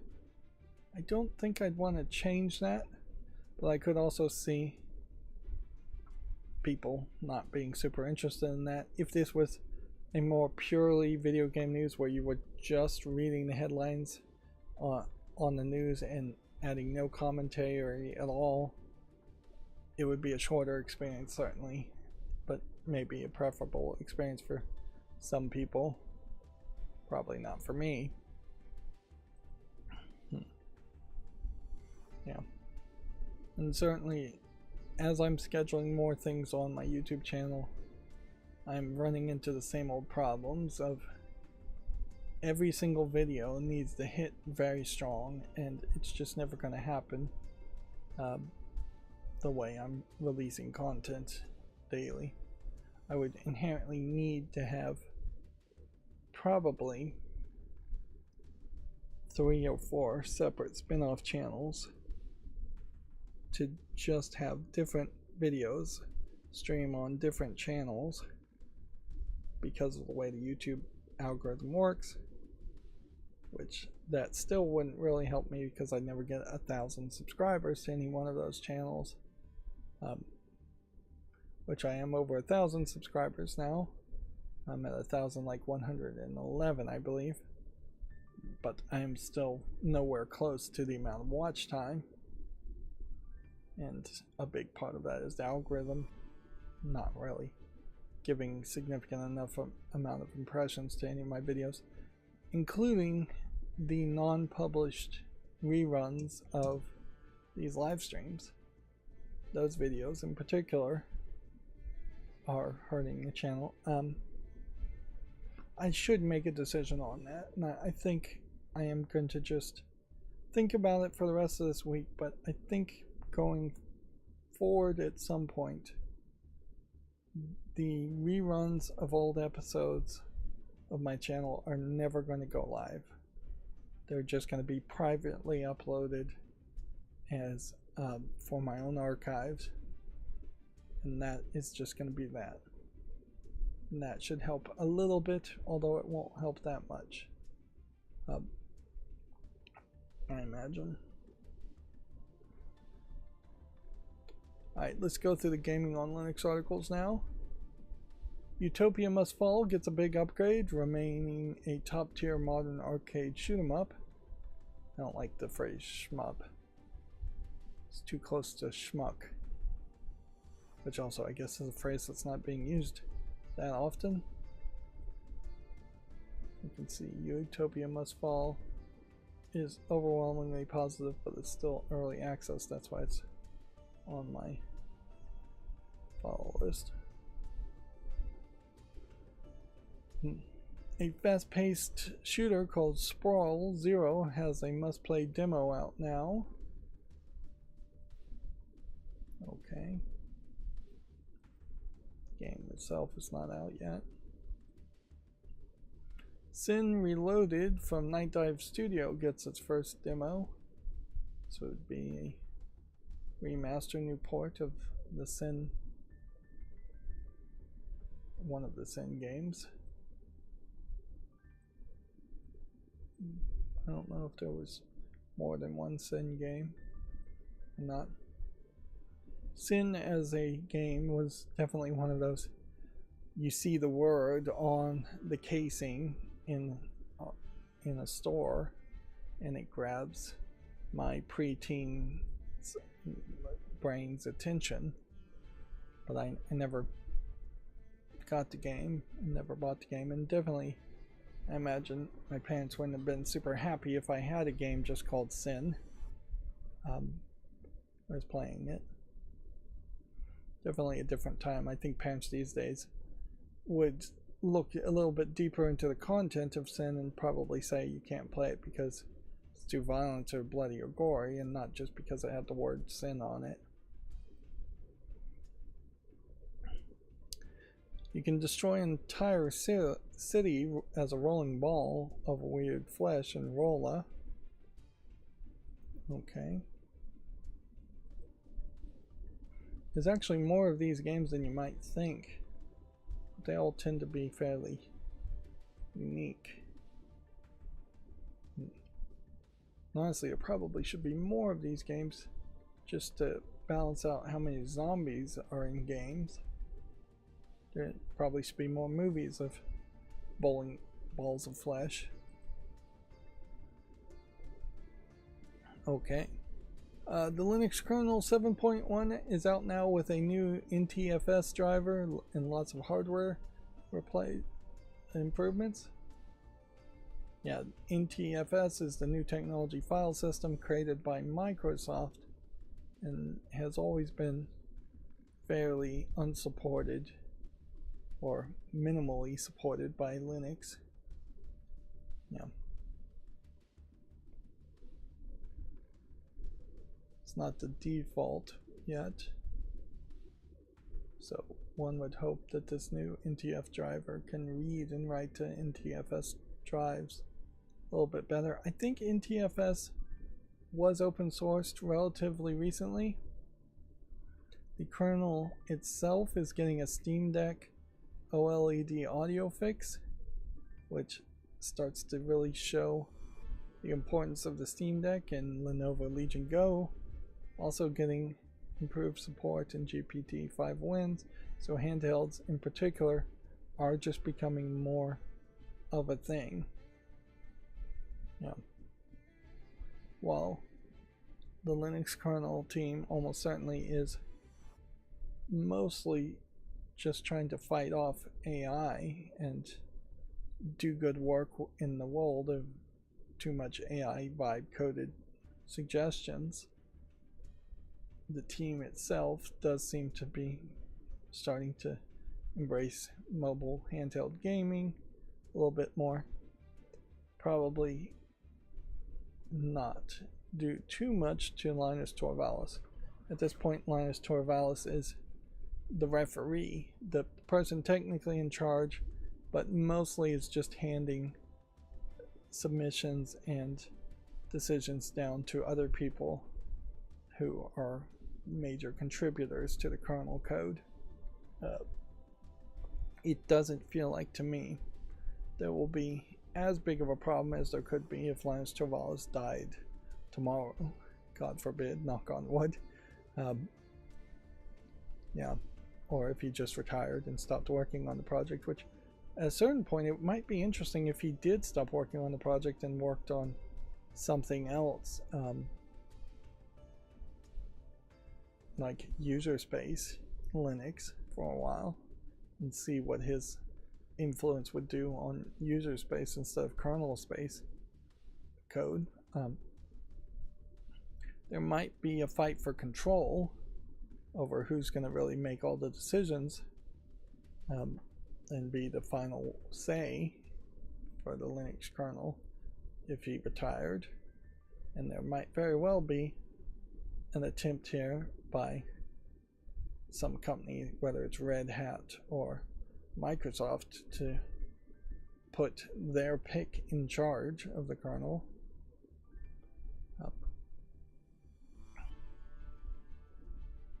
There isn't really a ton of things as far as what they're highlighting, though, which is probably a good thing, because when you're talking kernel level improvements, you really don't want to see them move too fast. You want them to move slow and make sure things are stable. There is also a point to be made here that the Linux kernel 7.1 coming out doesn't mean too much when Steam Deck themselves really are not up to 7.0 as the Linux kernel number.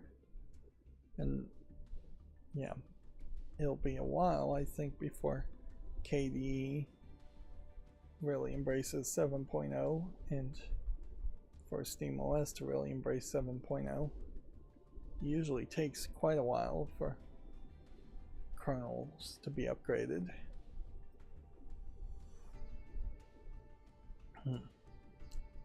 Well, this is interesting. Epic Games is hiring a security engineer to champion Linux anti-cheat. Looks like Epic Games may be looking to actually improve the easy anti-cheat works on Linux with a job listing for a senior game security engineer. Alright. First of all, they would have to hire somebody. Second of all, they'd have to actually commit to actually doing it. And third of all, it would have to work. So it's a nice announcement, certainly, of a job listing, but it's barely news. It's not really news. Here you can see what they're looking for. And yeah, C++ expert knowledge in a security environment, deep knowledge of Linux and Windows OS internals, which usually you specialize in one or the other, usually Windows. So yeah, you'd have to be pretty well good at programming these things and be able to prove you're good at programming these things to get hired. in this job position. And then we'll see what happens, if anything happens, a few years from now. Let's see, the security situation for the Arch Linux AUR got a lot worse since it was initially covered. At the time of the initial article put up, there was over 400 compromised packages, but then that number has rose to nearly 2,000 packages. Yeah.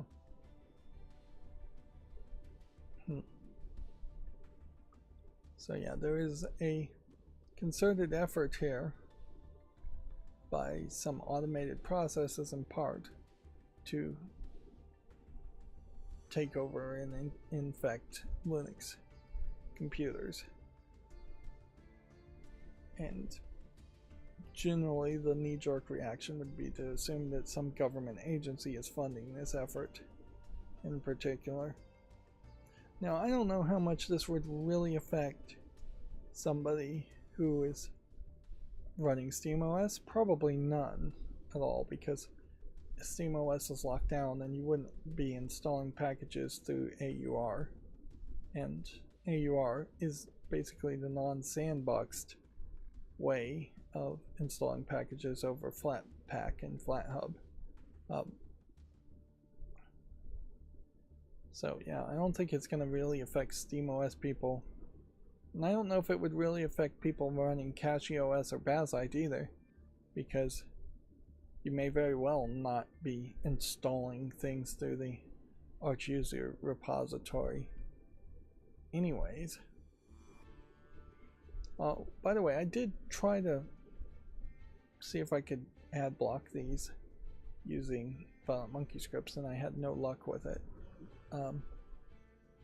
as far as ads. So I didn't want to spend any more time on it. Once I get my new router working, which should be done by the end of this weekend, ad blocking will be back up and working on my entire network, which is way better than trying to do ad blocking individually on individual pages. But certainly uBlock Origin on Chrome is also dead, so we should consider that. There we saw a network drop for some reason. Yeah, apparently using my ISP's router allows it to connect to too many connections at once, which sometimes is not working well. I'm getting extra errors, like pulling the RSS feed of Reddit up. Linux on Gaming has another part in their building a retro Linux gaming computer, which I think has long since been about actually building a gaming computer, and is now just kind of this random series that keeps on going. And I feel like I want to mention, yeah, I'm still struggling in the summer to get my air conditioner to not use that much electricity. I've got the fan going full at 10, and it's still sweating quite a bit, and the fan and the air conditioner central cooling is still running. That is just a problem of summer though, so I don't think I'm gonna manage to get cheap electricity bills for the summer months. The only hope is to get cheaper electricity bills for the rest of the months, and that is even unlikely to happen. Let's see, Wine 11.11 brings more Wayland improvements. Let's see, list here of improvements.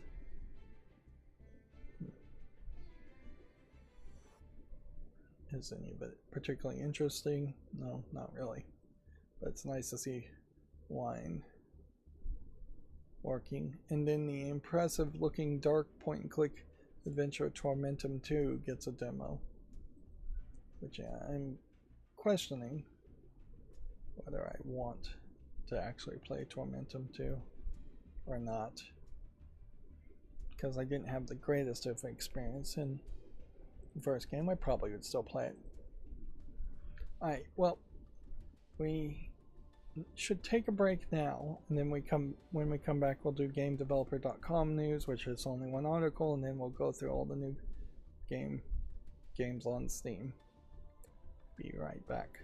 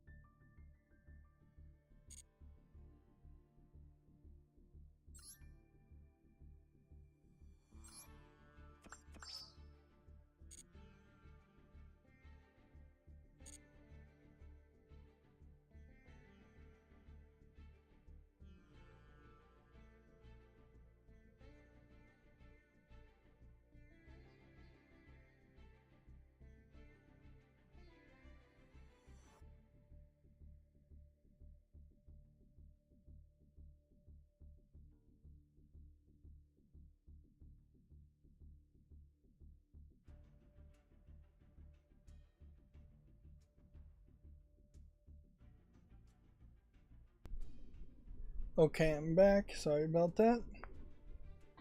Yeah. Let's go through the OneGameDeveloper.com article. Microsoft CEO says Xbox must become sustainable as it reportedly considers a major spin-off.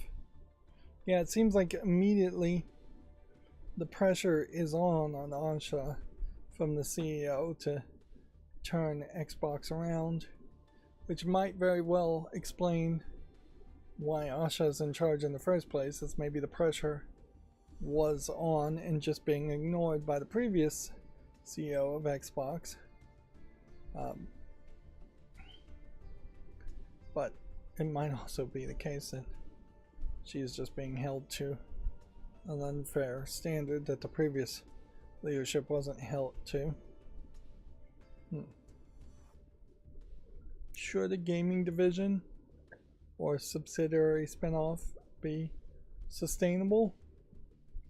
They're not even saying really profitable here, they're just saying sustainable. Yes, but has Microsoft ever really expected that of Xbox?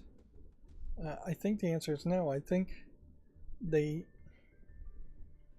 just wanted to own gaming, and stupidly they didn't focus on Windows gaming, or they just didn't succeed on Windows gaming. The claim that Xbox needs to be sustainable / profitable now is a direct relationship to mistakes from decades past, in that Microsoft and Windows gaming has dropped the ball, in that people aren't really buying games from the Windows store to play PC games. And while people may very well be mostly playing video games on Windows, Windows comes for free when you buy a new computer, or it gets pirated. So Microsoft is not seeing a consistent recurring revenue from people owning Windows, which is certainly why Windows has tried to do everything it can to integrate Edge and advertisements and just get everything to be some way to either advertise to people on Windows or some way to sell something to people on Windows. There definitely is a theoretical alternate reality where Xbox was never created, and then instead they just went all in on Windows having a gaming mode, which they are just now coming out with a gaming mode, but Linus Tech Tips did a video on that just, I believe, yesterday, and performance is worse in the Windows gaming mode than just Steam big screen mode, which makes no sense at all, because Windows gaming mode is a kernel level change of the operating system and should be showing more performance, not less. Plus, things are very unpolished for the gaming mode of Windows. But yeah, had they started working on the gaming mode instead of the first Xbox, then gaming mode would have been a great thing, and it would have been the place where people buy their games and play their games. And then maybe at some point Microsoft would have come out with something like a Microsoft Surface laptop or mini PC, and that would have been the equivalent of the Xbox, but it would have still been running something that was just running Windows instead of a cut down version of Windows, which is what Xbox really ran for. Xbox's name is directly Microsoft's fault for being obsessed with DirectX and the programming API that people really should have never even known what the name of DirectX was. But yeah, Microsoft very obsessed about the code and still not doing a good thing with the code. But yeah, having a console and an Xbox has always been a compromise, a middle step that's not a pure middle step between buying a computer and PC gaming and doing nothing at all, or having some kind of like Nintendo console that would potentially have an ARM chip in it and not be compatible or capable.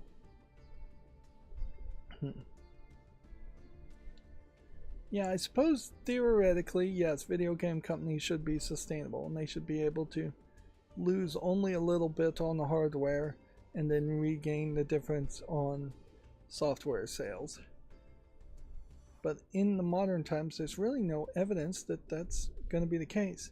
We may very well see with the Steam Deck that Valve is going to charge a lot for hardware and still lose money on it, and then regain perhaps not as much as they need to regain on new software sales.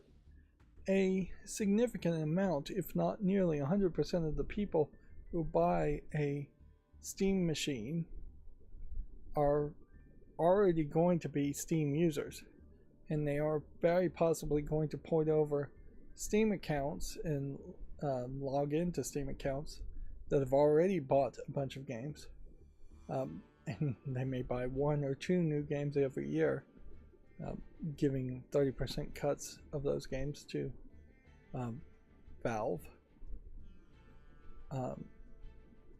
Yeah. And that's, Valve probably knows that, and that's probably why they aren't going to be losing any money on the hardware, and it's just going to be really expensive. And that may be the new future, to really assume how things are going to go, is that all consoles are not going to be loss leaders, and they're just going to be very expensive. They've already hit the $500 mark for the Switch 2, and so it would be kind of weird to expect to ever see another console below $500. So yeah, gaming is just getting more and more expensive. Xbox is not going to profit on the hardware enough, so to be sustainable it's going to have to put out games. How can it really put out games if it was spun off when so many games have been canceled? Yeah, I definitely feel like Asha Sharma here has been set up to fail, just to be the fall guy, for lack of a better term. And I wouldn't be surprised if Xbox does get spin off and then is eventually just allowed to flounder and fall apart and go out of business, because tentpole games take years and years to develop for the Xbox, and you can't have canceled a bunch of games and then just assume more tentpole games are going to come out of nowhere. Licensed exclusives from third-party developers are unlikely to happen for the Xbox, and unless they can just make the Xbox a lot cheaper than the PS5 and attractive because of that cheapness, I just don't see where people are going to pick the Xbox as their console of choice. Now, if Xbox was completely spun off and Microsoft barely had any investment or had no investment in it, I could see some changes being made there. I could see Xbox then feeling some kind of freedom to immediately try and partner with Sony, and then maybe the PlayStation 7 is just this combined Xbox / PlayStation 7, and then there would just be one less competitor in the market. I could see Xbox trying to partner with some other company completely. It is kind of interesting that like AT&T and Verizon don't really have plans where you could rent an Xbox with their internet, or get an Xbox if you have their high-speed internet. Yeah, something like that could happen. You could see a new company form. You could see somebody like Embracer do something stupid and want their own console for some reason. You could see like a European country maybe wanting to have their own console, or a Chinese version of the Xbox is doing well in China.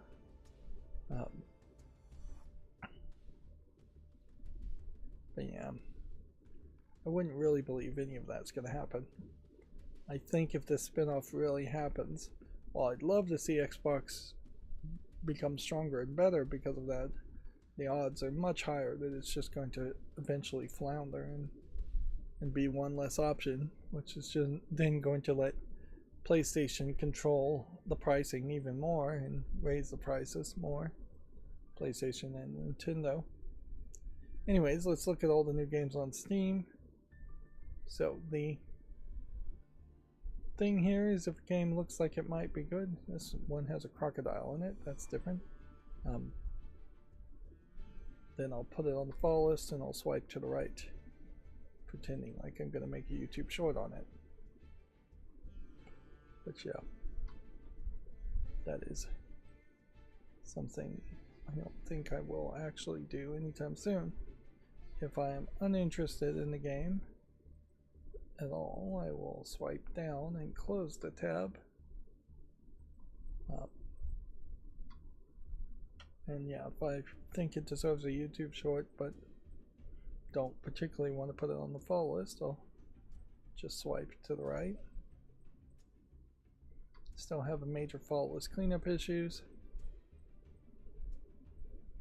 Inherently, I could, if I got my second computer working, get one going on an automated task and then work on other stuff on the other computer. That would be a nice increase in efficiency. I have so many projects though that have just been backburnered and just don't really get anything done at all. And it is just this shame spiral of not getting things done. Like my monitor that I'm looking at, I have not ever gotten back to actually mounting it where it's supposed to be mounted. So it is just precariously leaning on against the wall. Yeah. But then that is another thing that concerns me about the Prime Day sales, is that things might go on sale and then that'll be potentially me gaslighting myself into buying objects to try and get more things done or start new projects. Usually it's home repair and improvement stuff, but yeah. I can spend the money, but I struggle to find a decent handyman who will actually do the work, and I totally can't get it done myself in most cases. I have 2 major cleaning and decluttering things to do before I could even begin to give up on other projects. And I have like one project that requires physical activity to finish before I could even think about another project.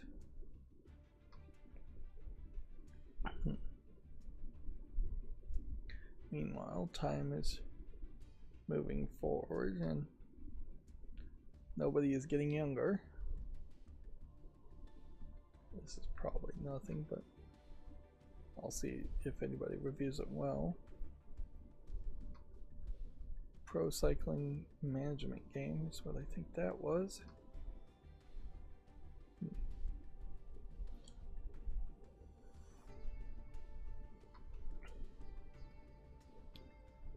Yeah. This is probably AI art, if I was to guess. Yeah. Which sucks because AI art really is getting pretty decent. This guy looks like Link. This guy, I think it's supposed to be somewhat based off of Jensen Ackles. Definitely feels like a supernatural couple. Yeah, particularly in the car here. But yeah, I'm just gonna say no to AI art always. At the moment, at least, that's my decision.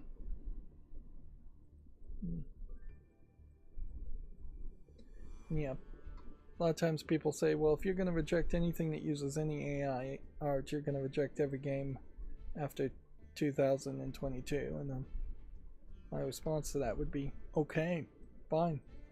That makes things really easy. I'll just play games before 2022. There's plenty of games like that. That's not going to be as limiting as you might think.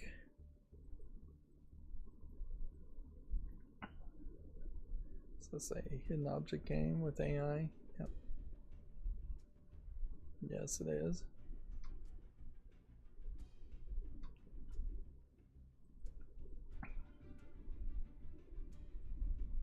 Yeah.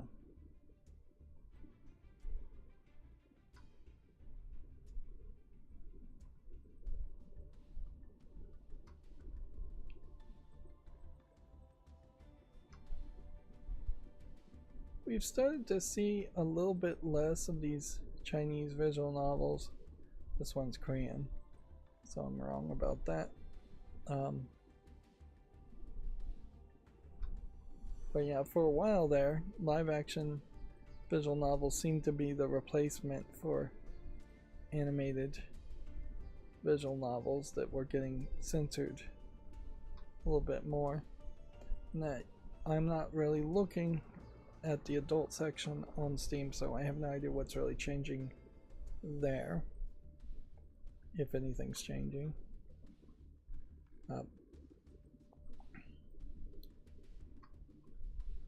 But yeah,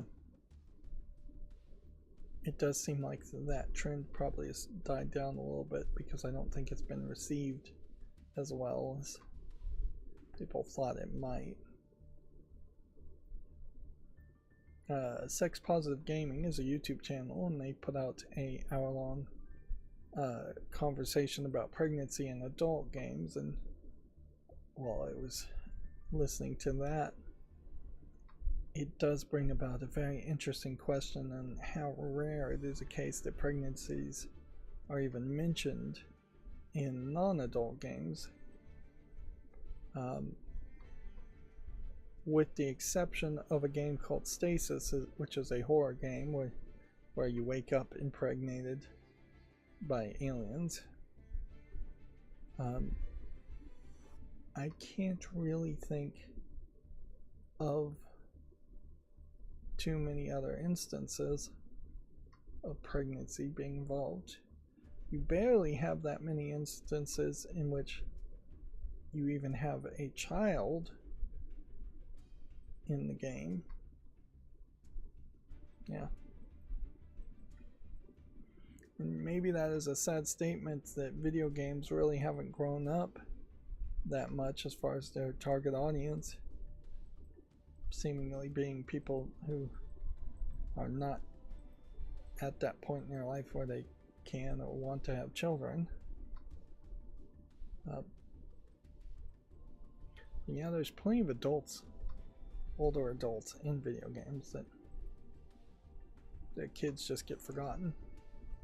Inherently, I might argue that's because kids suck and they don't really add anything to the story. And particularly when you're talking the anime art style, a lot of the adults, 16, 18-year-olds, look like kids anyways. And so you're playing as the kids, you're not having kids. Yeah. Cooking Mama, I think, might be one of the exceptions where they're taking care of a baby.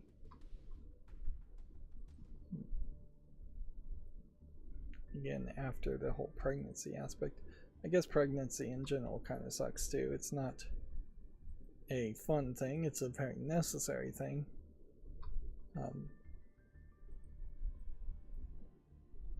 But yeah.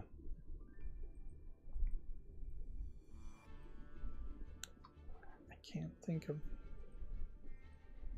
anything else with pregnancy. And yeah, maybe the fear there is that if you add the aspect of a character being pregnant, you're just setting people up to assume that the pregnancy is going to go wrong and the baby's going to be lost. And maybe that thought in the back of people's minds, even if that's not where the story really goes, is just so undesirable. It very well may also be that most game developers are not thinking about pregnancy and having a baby themselves because they're overworked and typically younger. It would be interesting, I suppose, to see how many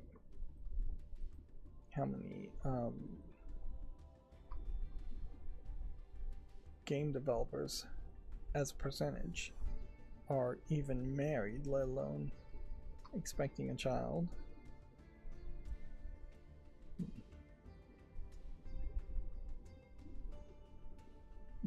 Because yeah, compare that to the national average for that same age group, you may find that's the case. I suppose it is also worth pointing out that a significant amount of games are made from different cultures, Asian cultures, and at least in the case of the Japanese, getting married, having a pregnancy, having a baby is not something that happens that much, and it's not even something that they feel like they have the time for. Twice now we've had adult games. We're getting back to a higher percentage of adult games outside of the adult section. And I imagine we'll see that percentage go up because of the fact that not safe for work as a tag is no longer going to be allowed to be used, and mature as a tag is no longer going to be allowed to be used. Wasn't that many games. Didn't feel like that many games, at least. So yeah, I guess that's the homework for today, is if you happen to think of any other games where a character is pregnant or has a pregnancy and actually shows a pregnancy that's not an adult game, let me know, because it really should be happening more often, a lot more often. Yeah, I'm still really struggling to decide which, if any, faultless games I want to actually check out. It's a very inconsistent amount. And today's been a shorter day too, so I theoretically have more free time. But I'm probably just going to end up going back to House Flipper and making more episodes. Alright, well, that's going to be it for this stream. As always, I ask you to like, share, subscribe, comment, and keep on watching. Thanks.